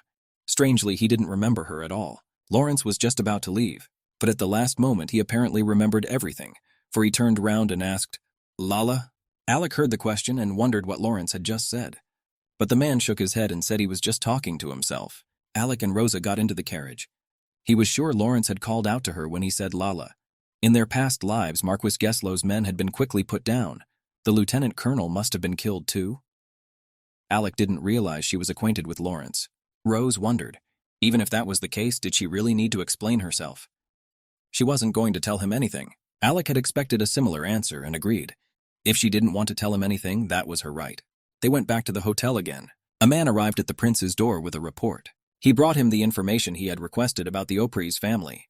Alec scrutinized the papers the servant had brought and noted that Killian had become a lieutenant colonel. The young man had to do a lot of gossiping to gather all this information. The report had a lot to say about Oprys' eldest son. Alec ordered a more thorough investigation. Killian was the Oprys family's weak point, so everything had to be thoroughly investigated. The young man understood everything, but Alec asked him to check one more thing. What was the connection between Lawrence and Rose? Rose sat and remembered meeting Lawrence as a child, for it was he who had then helped her escape from slavery. Rosa was small then and hid between the drawers. That's where Lawrence found her. He asked what she was doing here. He then began to rush her as there was no time. Besides, Catherine was close by. Rosa resisted. She did not want to leave. She was terrified that she might die. But Lawrence was adamant. He insisted that she go. She was small and weak, so she could hardly stand all the work. She had to go anyway. He knew they wouldn't take long to find the little slave girl. He even promised to detain anyone who tried to come in here, as long as she doesn't worry about anything. If she left, she could live the life she wanted. Rosa sat in the study writing letters and sealing them. Alec caught her doing it. He was sure she was resting in the bedroom. Rosa said she was writing invitations to the banquet. It was only a few days away, but there were still things she needed to finish. Alec took the invitations and began to read to whom they were addressed. One invitation was for the Marquis of Geslow. Alec thought it was an occasion to see Lawrence, the Marquis' secretary. Rose grimaced. Had Alec thought it was an excuse and she shouldn't have invited the Marquis of Geslow to the banquet? Alec assumed that she had a close relationship with Lawrence. She had spent her childhood with him. Rose looked embarrassed for a moment. Then she looked at him defiantly. Was he really doing background checks? But Alec said he found out about it completely by accident when he was investigating the Oprys family. Lieutenant Colonel Lawrence was the illegitimate son of Count Oprys. He was considered a disgrace to the family. Because of his late mother, the Count's mistress, he was stripped of his nobility. He had to do all the dirty work that was paid for. But once he started working for Geslow, he tried to forget about his past life. After listening to this monologue, Rosa asked, and what of it all? What does Alec want to hear from her? Did he want her to be surprised by his bad life and keep her distance with him because of it? Rosa found his expectations amusing. She did not sympathize with him, for his life was no different from hers. Alec didn't understand why she was putting Lawrence on the same level as herself. Why? Because they were both born lowly slaves. Alec reckoned she wasn't. She suggested that we get back to discussing Lawrence. Alec said that he had lived a bad life. Did he really think Lawrence could have chosen such a job on his own? Alec couldn't understand why Rose was defending Lawrence. She started shouting at him. Did he still not understand? She realized from the look in his eyes that he really didn't know anything. She doubted that he would ever be able to understand them and what they felt. A man from a noble family could never understand all this, even after death. He decided to work on the documents. He kept remembering Rose's words and how he would never be able to understand her. He made inexcusable mistakes in the documents several times. This did not put him in a good mood. Rose was also busy writing letters. She decided that she had been foolish to tell Alec. She shouldn't have done it. After all, talking couldn't change anything, but she had to wait for a better time. Rosa and Diana were busy preparing for the banquet. Since it could be too hot indoors, it was best to have all the activities outside. Rose decided that the help of a landscaper would be needed as the garden needed some pruning. Diana was thinking about something. This was noticed by Rose as Diana did not answer the question asked of her. Diana apologized for that and Rose wondered what she was thinking. Diana thought back to the first day she first saw Rosa. She compared the way Rosa had been on the first day they met with the way she was now. She saw a striking change in her. Moreover, after the banquet, Rosa had behaved very differently. Diane noted that Rose had become more flawless and perceptive. She had done a tremendous job. Rosa said that she had no other choice. Wasn't she supposed to do the job of Empress now? Diana smiled. She was sure Alec didn't want to burden Rose. Rose realized that Diana had noticed the deterioration in Rose and Alec's relationship but said nothing about it. Rose drank her tea and continued to speculate about Alec's intentions and the rules of aristocracy. It reminded Diana of what she had said relatively recently, that if Rosa allowed the look to go all the way down, it would go on and on. So she had to look flawless. And to herself, Rosa thought to herself that from the moment she became part of this world, she was left with no choice. She had to pretend to be a noblewoman. Diana noted that even now Rosa looked marvelous. She wasn't lying about that, though. Rose knew the etiquette. Her posture and tone of head were in keeping with her status. Even if she were compared to other ladies, her flaws would simply not show. Diana was truly amazed at how perfect Rosa had become in such a short time. Rose sat up and rubbed her fingers together. Did Diana really care about her? Rosa realized that whatever she did, it would only be an imitation. Even if she learnt the etiquette and rules well, society would never accept her. Nobility was an insurmountable wall for her. She had only one option, to accept what she couldn't do and back down. Diana listened to her carefully and thought, what if we tried to break down this wall? And that's what she said out loud. Rose heard those words and turned her attention to them. Diana was embarrassed at first and said it was thinking out loud, but then she continued the tea party. Their conversation had gone on for a long time. They had to get back to preparing the banquet. She wondered if Rose had finished the invitations. Yes, Rosa said it was all set, but I thought to myself that Diana wasn't the kind of person who would change the subject for no reason. Rose thought back to Alec's last words, that he would make again a naive choice. Maybe by that choice he meant Diana. Rosa handed Diana a list of those who needed invitations to the banquet. Diana promised to look at it. Rose adopted a thoughtful pose. Whatever choices Alec had made had nothing to do with her anymore. Diana looked at the list and said there were no visible errors. Rosa woke up from her nap and said that was good news. But only Oprah's daughter wasn't on the list. Rose tried not to look hurt by those words. She just said that she'd probably forgotten about her. And Valerie really should be invited, since she was an important person. Rosa's mind raced with the thought that she no longer wanted to be a part of this world. Meanwhile, Valerie and Gladys were sitting in the drawing room. The latter said that the girl next to the prince was indeed a slave. It reminded of that story Valerie had told recently, that tutor Catherine had first stolen and then adopted a slave girl. Valerie successfully pretended not to understand what this conversation was about. Gladys said she had heard a similar story before from Bolero's daughter. In this case, the pieces of the puzzle are completely put together. The girl with whom the prince is constantly around is indeed a slave. Gladys was sure it was true, despite Valerie's assumption of mere coincidence. Valerie wondered, how could a person of inferior origin join the elite society of nobles? Did His Highness think a slave was better than her? Or better than Gladys? Valerie remembered how the prince had looked at the girl. There was a saying that legless horses were the fastest. Maybe that was why the prince hadn't been paying attention to Valerie and Gladys. Gladys yelled, how could a slave be better than Belgianours? It was an abomination. She was so furious that she left without even saying goodbye to Valerie. Gladys had a temper. All Valerie could do was stare after her. If Valerie managed to hurt Gladys's pride, she would act like a child. Valerie was absolutely certain of that. The slave had to overcome many difficulties. She was best at running away. Valerie sat and thought that Rose's behavior was something like that of a rat, which also runs away if anything happens. Lady Belgianour went to her house. She was very angry. She kept thinking about Valerie's words and realized that she was right. The maid tried to calm her down and find out what had happened, but Gladys had no intention of explaining anything to her. She had to be the prettiest girl at the banquet. So beautiful that no man could take his eyes off her. She burst into tears, but she was beautiful last time too. Then why didn't the prince even look at her? The maid realized that Madame was suffering because of the fifth prince, but he already had a woman he was in love with, and there was no way to fix that. Gladys stopped crying and looked at the maid. What did she mean by those words? She calmed down a little. The maid was obviously talking rubbish. Men always win. Gladys thought the prince should just get away from that girl, at least for a little while. Gladys had an idea. Rose realized that she would still have to face Valerie and Gladys, if only they could avoid those encounters. Rosa thought she needed to be patient and prepare well for the upcoming event, especially if Valerie had already spread gossip. It was a good thing she had learnt etiquette and was very pretty.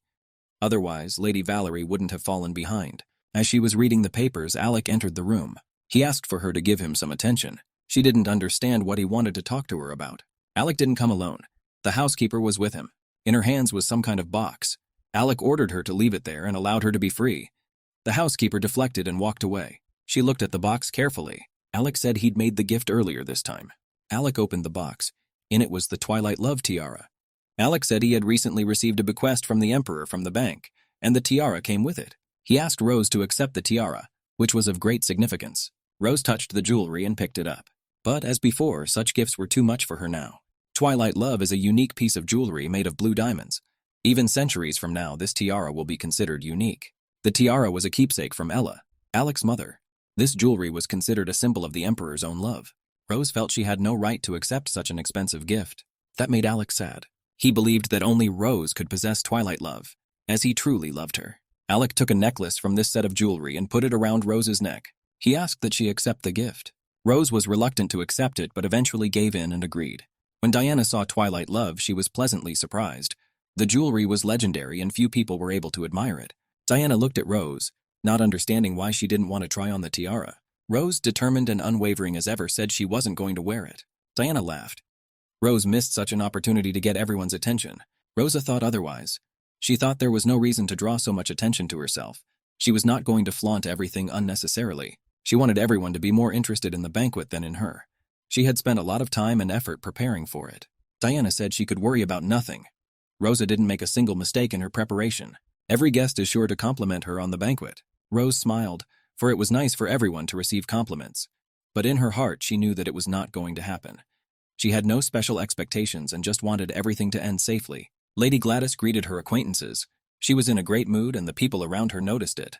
You could tell she was glowing from the inside out. She had waited so long for this day. The banquet came. All the ladies were very beautiful and the men elegant. But Rosa outshone everyone with her beauty, and it was noted by the guests. Alec also complimented her, for indeed she looked gorgeous. Smiling at him, she also said he looked pretty good. Lady Valerie was also invited to the banquet. She kept watching Alec and Rose, noting that they looked great together. Gladys also appeared at the banquet. She had her doubts that the prince and Rose looked well together. Though many didn't share her opinion, Gladys simply guffawed. She remembered that on their first meeting, Her Highness had introduced herself as Afroza Kafrine. Gladys told everyone that she knew an old man with the same surname.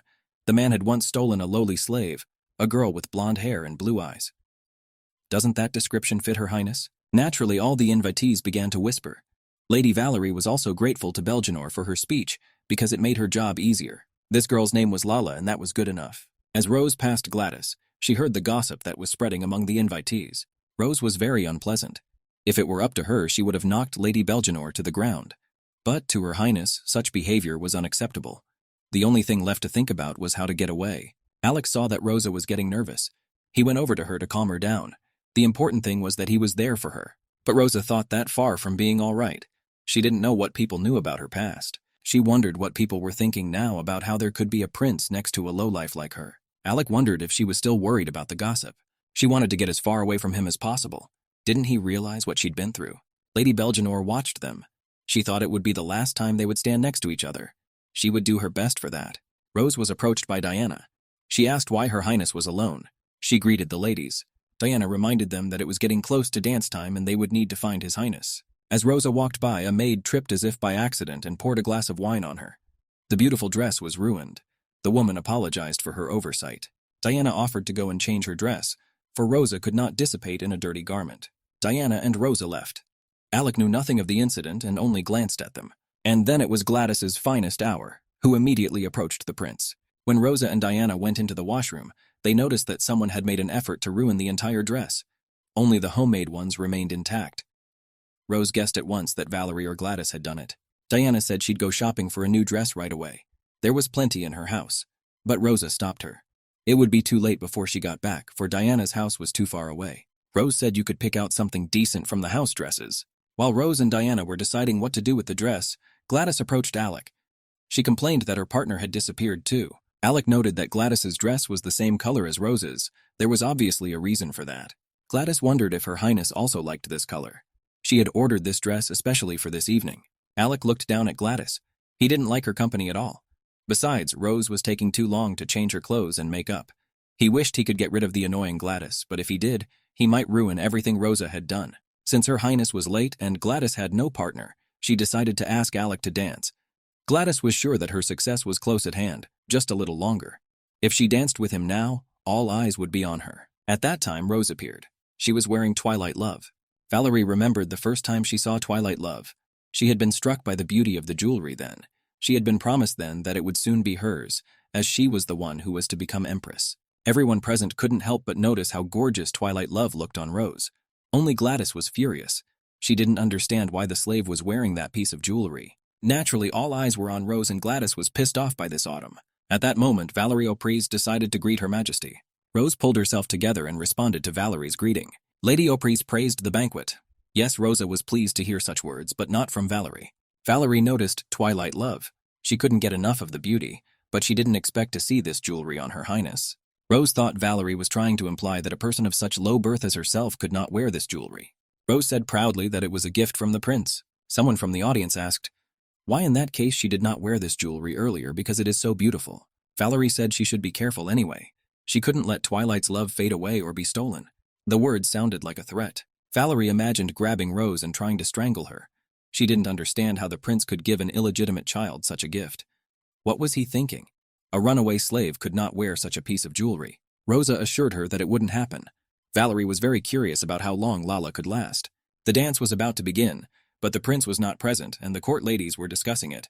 And then they noticed that he was with Lady Gladys, who was holding his hand and snuggling up to him.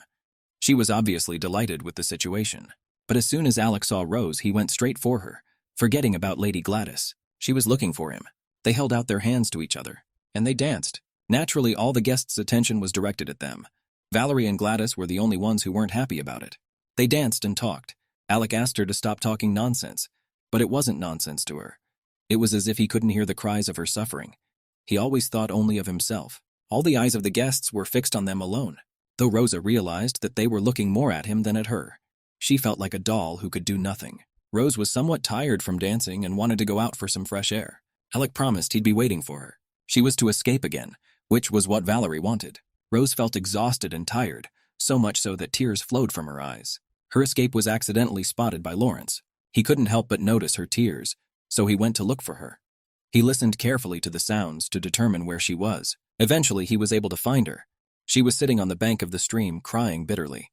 She reminded him of the little girl he had once met. He walked over to her. Involuntarily, he remembered how he had met Lala. He had to obey orders then. He himself didn't know how much more he was willing to put up with. One night, he met little Lala. She was holding an apple. He was hungry and she noticed it. That night, she shared that apple with him. It was just as moonlit then as it is now. The Marquis often treated him like a servant, and that was his job. He often heard the servants discussing him. Lawrence was the Marquis's bastard. He looked almost nothing like him in appearance. He even got used to this state of affairs, to be the illegitimate son of the Marquis O'Prise without pedigree. In his time, he had often heard that he was the child of a slave girl, and he was fed up with those words. He felt resentment at the time, but there was nothing he could do about it all. But he promised himself that things would change when he grew up. He remembered coming to little Lady Valerie to say that his lordship had called for her. Then he offered to escort her. That's when he saw Lala, who was also a servant and needed to follow her mistress's instructions. He remembered her holding out the peach to him. It looked very appetizing and Lawrence did not mind eating it, but in that case she herself would have nothing left. Then she took it and split the fruit in half. Alec was very grateful for the gesture, but he wondered what she'd been doing here all night. Lala had been cleaning and she was about to call it a night. One of the maids heard some noise and decided to find out what was going on. Rosa was frightened. No one was supposed to see her. Lawrence showed chivalry and covered Lala with himself. He said he was going to visit his lordship, but the maid was sure she heard someone else's voice. Lawrence gestured to Lala that it was time to run away. The maid thought she had just heard her and decided to remove herself, but before she did, she ordered Lawrence to return. When he turned around, he saw only half a peach on the floor, so she had managed to escape after all. After that incident, whenever they saw each other, they made sure to say hello, and sometimes they simply avenged each other, for example, by tripping up their offenders. But when Lila's dad and mum died, things became different. That's when Lawrence found her crying. He tried to comfort her as best he could. Lala sat then and wept bitterly. She was most afraid of being alone. She really wished she had an older brother like Lawrence. Then she would be happy. That night, Lawrence heard that Lila wanted to be adopted. He peered through the ajar door to see who was speaking. It was the priest. He had said then that he wanted to adopt Lala. Lawrence was surprised at what he heard. He realized that it would be a good option for Lila, allowing her to free herself from the status of a slave. However, the slave owner would not agree to it. Lawrence was very anxious to free her. He would do anything to get her out of this place. With this, he went to the priest, but the priest did not understand how he could take Lala with him. Lawrence stated that he wanted to help her get out of that mansion too. When he found Rose, who had run away from the banquet, he immediately noticed that she was crying. Rose brushed the tears from her eyes and said that no, she hadn't cried. He sat down next to her and asked her if she remembered him. Of course she remembered him, so she called him by his name. Lawrence was very pleased. He said that when he first saw her, he doubted whether she was her or not. But when he realized, he was surprised beyond measure. After all, they had been very young a long time ago. She remembered that time. She too had been surprised when she saw him. Once upon a time, she had never imagined that she would ever grow up. She remembered him helping her escape. She also remembered his words that if she got out, she could live like a human being. Rosa wondered how he'd been living all this time. He said it was fine. And in return, he asked her about her life too. Rose wondered what to say to him. She could see in her eyes that her life was hardly a happy one. He looked at her attentively and asked her to remember. They were family. He would always be at her side. She hadn't forgotten that. He was pleased. He said if she ever needed help and came to him, he'd be glad to. There were many things he wanted to know from her. For example, what was her life like outside the mansion? What was the funniest memory? He was also interested in his relationship with the prince. Was it really that bad? He wanted to know everything from her. She folded her arms across her chest. It must be strange to be a princess and complain about the difficulties. He looked at her but said nothing. Rose suddenly smiled and thanked him. Thanks to Lawrence, she felt much better. He thought back to the Lala that had been there then, and the Rose that was in front of him now. He saw almost no change in her. She inquired about his life. When his mother passed away, he had to become a feudal lord, and thanks to the Marquis of Geslow, he had become Lawrence Hamazul. He looked up at the beautiful night sky. It felt good to tell her everything, even if she had heard it from someone else. And he was very glad to have met her again. Rose was also delighted at this unexpected but pleasant encounter. Lawrence admitted that while living at Opri's mansion, he set a goal for himself: to create a world where people who look like them can live comfortably. Rose looked at him with some disbelief.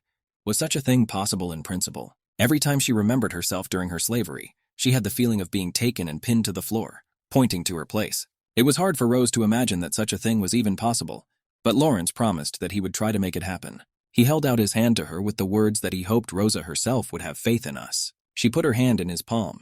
He asked her that if she was having a hard time, that she should call him. He would do anything to help her. Lawrence was just about to say something about Alec when he appeared in person. He really didn't like the fact that Lieutenant Colonel Hamizul was so interested in his wife. When Rose saw Alec, she was a little nervous. How did he get here? Alec had a guard next to him, so that's who helped him find her. Alec didn't like the fact that Lawrence was holding his spouse's hand. They immediately stopped shaking hands and stood with a somewhat guilty look. Lawrence decided to stand up for Rose and said that His Highness had misinterpreted everything. He was only consoling Her Highness, who was crying alone. Alec's look was contemptuous.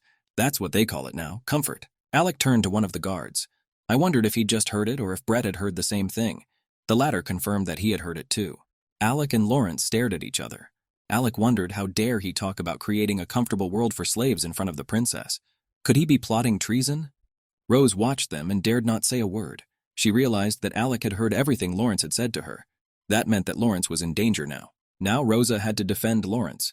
She put her hand over her heart and had just said something in Lawrence's defense when he interrupted her and said that he had never thought of plotting treason. But Alec was stubborn in his own way. He said that criminals always deny the charges. So he ordered his men to arrest Lawrence. The guards obeyed the order. Rosa tried to stop it all. She screamed that Alec was wrong about everything. Lawrence couldn't have plotted something like this. When Lawrence was arrested, he turned to Rosa and said that everything was fine. As he passed Alec, he heard that he should continue to follow the plan, but he needed to refrain from unnecessary contact with the princess. Rose tried to reach Alec's common sense. As Lawrence was being led away, Alec tried to calm Rose. But no way. She tried to prove to him that Lawrence was innocent. He asked as she looked at him standing next to her. But Rose didn't understand how he could say such a thing. She had just seen Lawrence arrested. Alec tried to tell her that he had a plan. Rose just needs to believe him and wait a little longer. Rosa was very angry with him. Why does he ask her to wait without saying anything? Why, he's hoping for something, and he shouldn't be told it's all for her protection. She didn't believe it. A guard approached Alec and wanted to say something important, but Rosa's presence interfered. So Rosa was told to go to the house. Lawrence was placed in a jail cell. Suddenly someone's hand grabbed him. It was a little boy with a mute plea in his eyes. He held out the note to him. Lawrence rubbed the boy's head and took the message. He promised that he would release him soon. The boy only had to be patient for a while. During his confinement, he thought of Lala constantly. How was she? Was she okay? Meanwhile, Rosa wondered how she was doing. She couldn't get out of her head what he had said about everything being all right. What did he mean by that? Could he have someone Lawrence trusted? Rose was sure that Lawrence knew Alec was coming. History was repeating itself. Alec asked the guard if Lawrence had received the note. He said he had. The guard apologized in advance for his impertinence. but wondered when Alec would tell the princess everything. Alec replied that he wasn't now. The guard wanted to say something about their relationship, but was ordered out by Alec. In fact, it was all planned. Alec himself had asked Lawrence to protect Rose if anything happened to her. He remembered how relaxed she had been when talking to Lawrence. He hadn't seen a face like that in a long time. She tried not to show it to him because she didn't trust him. But why was that? He didn't understand why Rosa had stopped trusting him, and it shadowed him greatly. They needed to talk, so Alec went to Rosa's house. She looked at him disdainfully and wondered what he wanted to tell her. He asked her to look directly at him then when they were talking. But Rose stood with her back to him, staring out the window. She didn't even know how she should look at him after all this.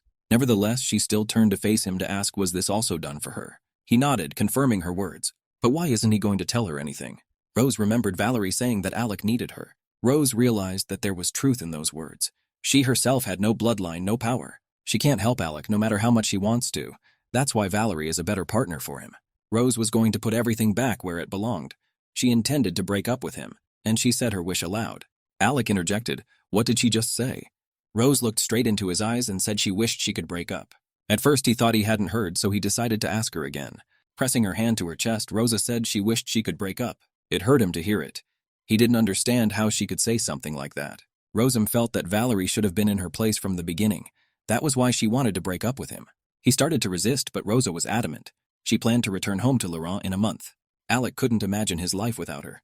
He asked her to take her time to see if it could be fixed. But Rosa had made a final decision for herself. She insisted that they must break up. There was nothing they could do for each other. He grabbed her by the shoulders and started screaming. How could she do this to him?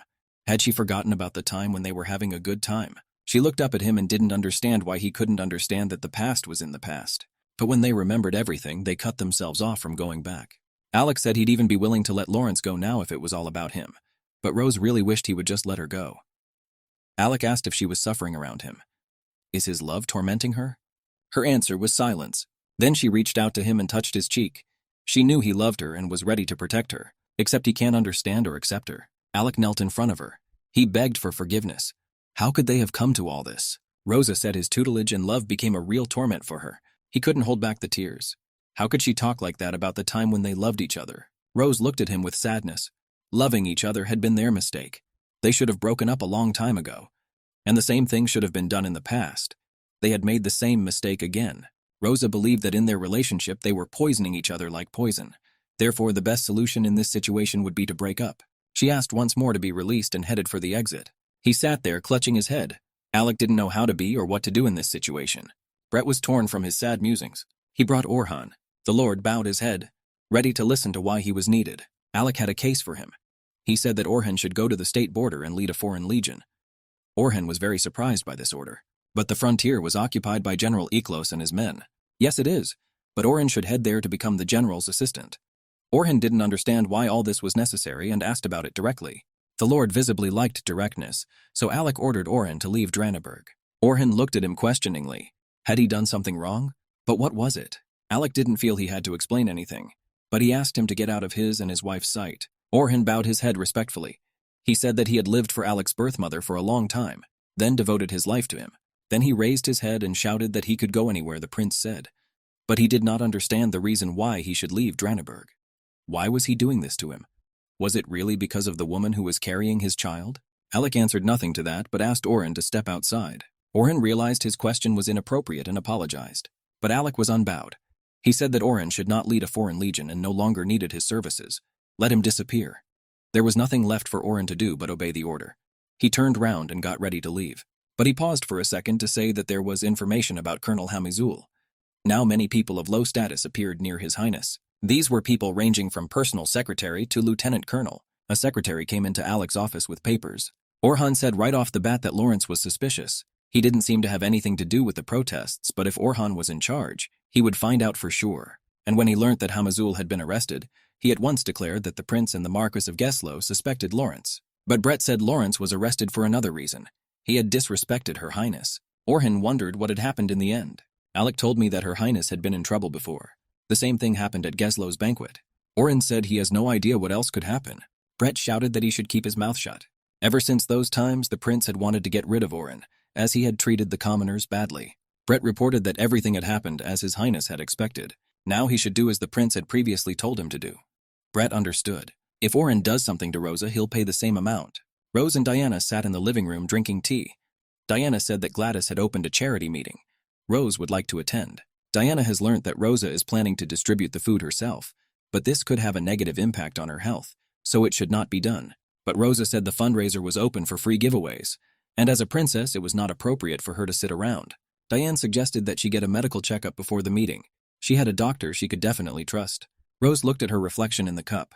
She remembered what the healer had said, that her womb had been destroyed in childbirth.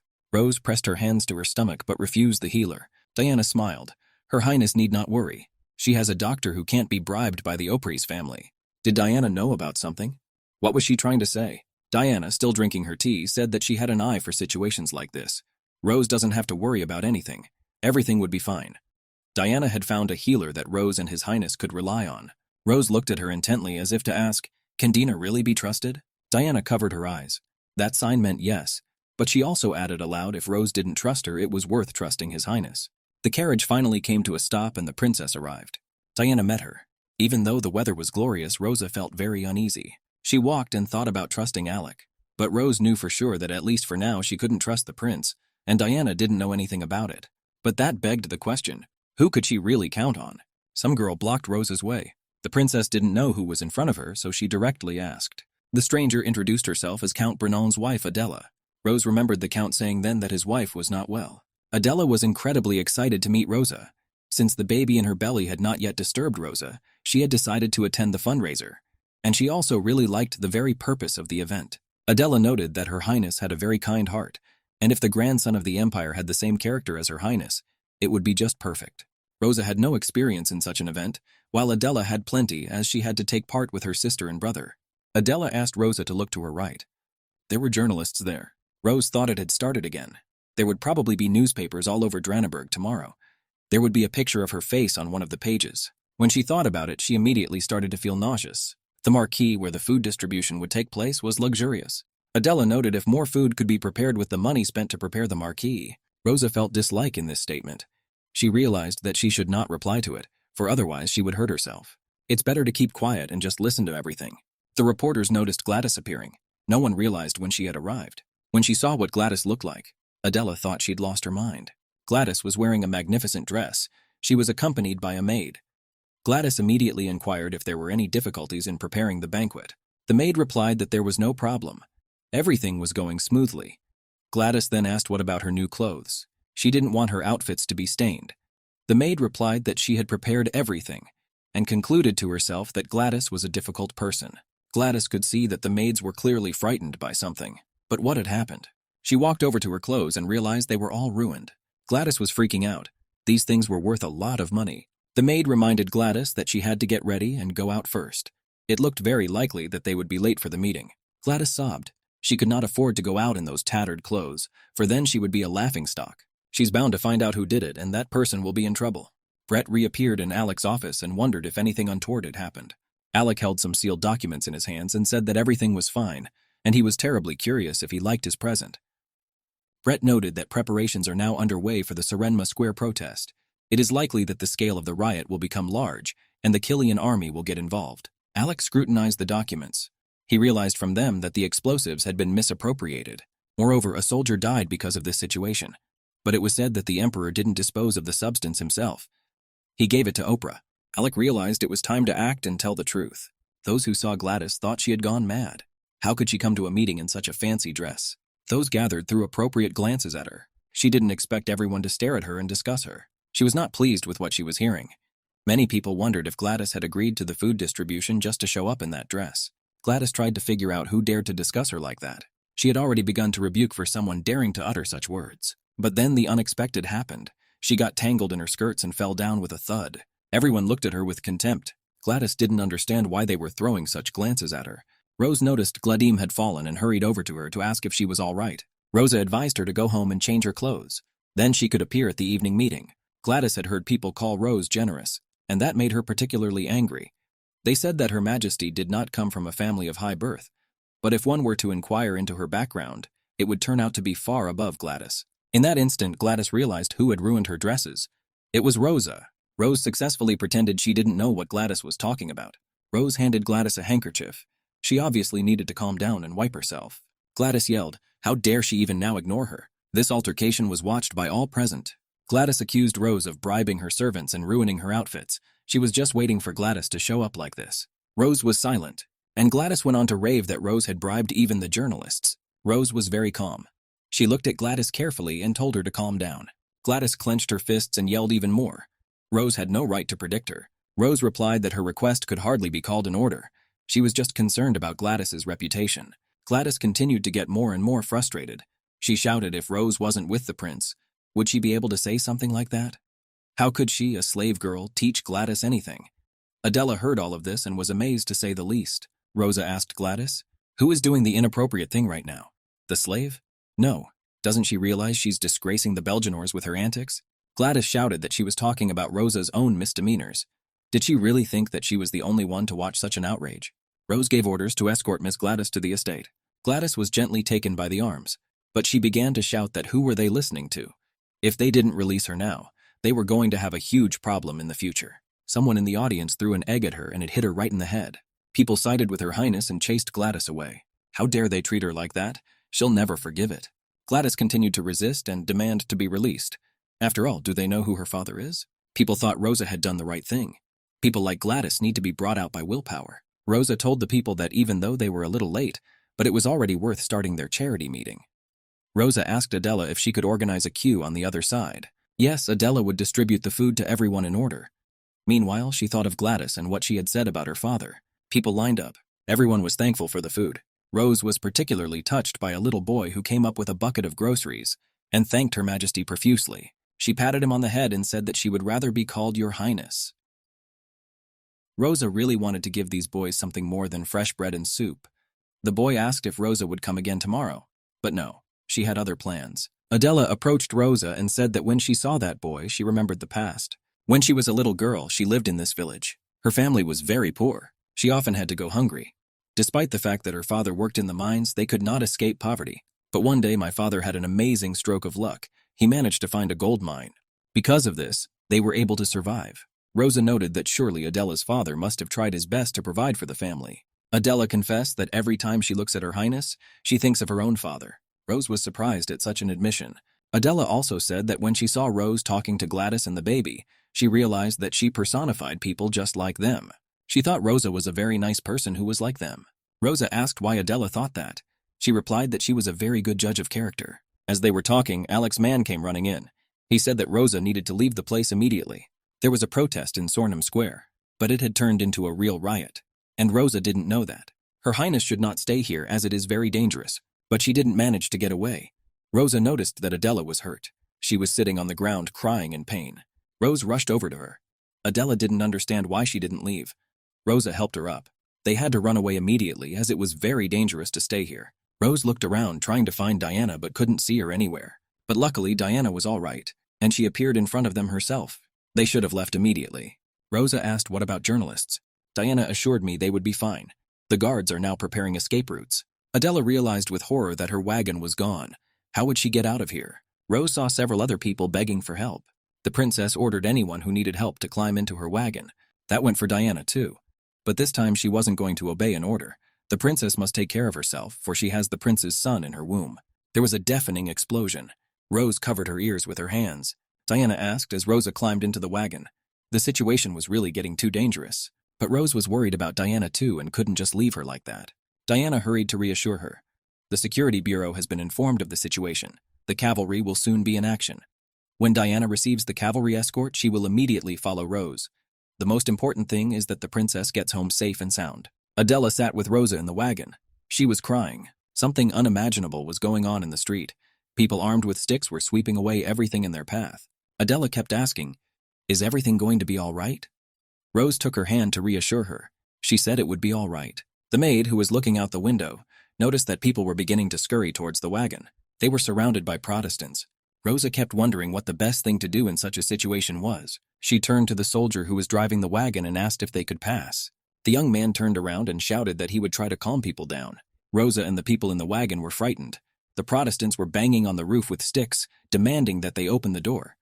They blamed the aristocrats who were making ends meet. The Protestants managed to get the men out of the carriage. Rosa and the others left the shelter. The anger of the people was directed specifically at the aristocrats. The people were tired of the perpetual cold and hunger. Rose imagined herself small. She realized that if she had been in these people's shoes, she would not have been able to say a word. People were able to speak out, and that was gratifying on the one hand, but just how was it done? They had the audacity to attack Her Highness's carriage. The invaders didn't even realize who had fallen into their hands. But when they realized that the prince's wife had come to them, they thought her even more horrible than they were. She was once a concubine. Now even slaves can become princesses. They laughed at the rumors for a long time. It was said that the prince loved the slave girl and gave her all the silver jewelry. It was all very unpleasant for Rosa. She will always be a child slave and a disgrace to the country. When the invaders asked which one was the princess, Rose thought she would have to come out to them. One of them even said that because of the imperial family, the country was in a terrible situation. Adela couldn't stand to listen to all this. She yelled that they should shut up if they didn't want to lose their heads. People didn't realize what the fault was. They told the plain truth. They thought they were completely right in the situation. Adela thought the opposite. She didn't understand how one could live and think about it all the time. What were they hoping for? She didn't understand what was their fault and demanded that people tell her how they were to blame for all their troubles. Rose tried to stop Adela, but it didn't work. Adela continued to become enraged. How could they mock and ridicule someone who had made it to such a high status? Did they really think it was funny? And what were they hoping for? If there is a person who has achieved such a high status, why not support him? Rosa had never heard anything like this before. It was the first time someone had ever raised their voice for her. But the people heard nothing. They thought that all aristocrats were the same, and the princess would hardly be different from the others. Take Killian, for example. He misappropriated all the money that was allocated for the country's defense needs. Adela continued to become enraged. How can they know how much Her Highness is like an aristocrat or not? It's not like they have any evidence to accuse her of anything. The princess is completely different from the others. Moreover, it is quite strange that they did not think of Opris and Belgenor, who were very fond of luxury. They do so because Her Highness is easy prey for them. The Protestants looked at each other. It was true. They had recently seen Lady Belgenor dressed in a sumptuous gown. Adela demanded they let them go. And if they could leave quietly, they wouldn't tell anyone what had happened here. A child appeared in front of the Protestants. He said that they were kind people who had given him food, but no one would listen to the little one. Instead, he was rudely pushed away, thinking that such a young child could not know anything about life. Rose finally couldn't stand it any longer and demanded that it all stop. She stepped forward. Let them say whatever they want, just let the baby go. The Protestant leader grabbed her by the collar. This princess has a lot of confidence. Adela screamed, how could they grab Her Highness so rudely? But Rose hurried to calm her down and told her it was all right. Rose tried to keep herself as confident as possible. The first thing she asked was where had they heard such a rumor. There was nothing to be done about the gossip about her anyway. It was just the way it was and the way it would be. I wonder if they know they are ruining themselves when they talk about other people's shortcomings and spread unverified information. Wow, by dressing up, is she trying to teach them something? There's no real evidence that the princess is any different from other aristocrats. The rebel leader looked at his men who were silently watching everything and ordered everyone to be taken out of the wagon immediately. Adela and the others were captured. The princess needs to follow along with them too. Rose thought to herself that she had tried to do something, but she had failed. If only someone could help her. But then all those present heard footsteps and turned round at the sound. It was Alec and his men. And a few minutes before the events described, a hooded man was walking through the forest. This was where the meeting with His Highness was to take place. Alec was already waiting impatiently for him. He immediately inquired about the situation. The arrival said that the wagon was completely full, but he had found a way out. Another carriage was prepared just in case. Alec let go of the hooded man. He knew Rosa was all right and he wouldn't let her suffer anymore. He went after Rosa. Alec walked over to her and put his arm around her shoulders. The first thing he asked was, how was she? Was she okay? She was fine. She was safe and sound. Alec gave orders to arrest all the rioters. Rose looked at him with hope in her eyes. He's not going to kill them, is he? He put his arm round her and told her that the wagon was ready, but Rosa was worried about the rebels. She was well aware that she could have been hurt, but all was well this time. Rose was safe and sound. The aristocrats, although they were frightened, they were also fine. Alec emphasized that she was in danger after all. Rosa reiterated that nothing had happened to her, and she asked not to harm the Protestants. Besides, now they were resigned to fate. She demanded that Alec make her a promise. Alec heard her. Then he asked her to get into the carriage, and the priest was waiting for her. She knew at once that he was talking about her father, but why had he been summoned here? He was waiting for her at the hotel, and Alec thought she should be with her father right now. This was a necessity, as it was dangerous for her to stay here. The scale of the protest grew. Even the Sion mansion by the river lever was attacked, and this was unusual, as it had never happened before. He asked her not to worry. Alec would do anything to protect her and their unborn baby. In the meantime, she and her father needed to get on the wagon going to Travis. Rose nestled against his shoulder. She was worried about the aristocrats. He promised that he would take care of them. In truth, Rosa didn't want to go to Travis. After all, this is the city where she and her children will die in the future. And Valerie and Gladys were also there. This place was causing her great pain. But before she left him, she did say she didn't want to go to Travis. He told her not to worry. There would be no more situations like this. Alec looked very confident, and that frightened her. Didn't he remember how bad he'd felt? If she went there, it would happen again, and he would have to suffer inhuman pain again. He knelt before her. Yes, he remembered everything, but for him, this life was better than living without her. Brett came up to Alec. He didn't say anything, but Alec understood. He gave his men orders to calm down the protesters and send them home. If they resist, they should be handed over to the security bureau, but without hurting people. Brett was assigned to escort the aristocrats. Sitting in the carriage, Rose kept remembering Alec's words. She realized that whatever happened for him, it would be better than losing him. If they had been married, she would have been touched, but she had absolutely no desire to go through the same pain and suffering again. She didn't know how she should proceed. Rosa was informed that they had arrived on the spot and the priest was already waiting for her. When she saw her father, she immediately rushed to hug him. He missed her very much. He was glad that she was all right. He heard that she was in danger.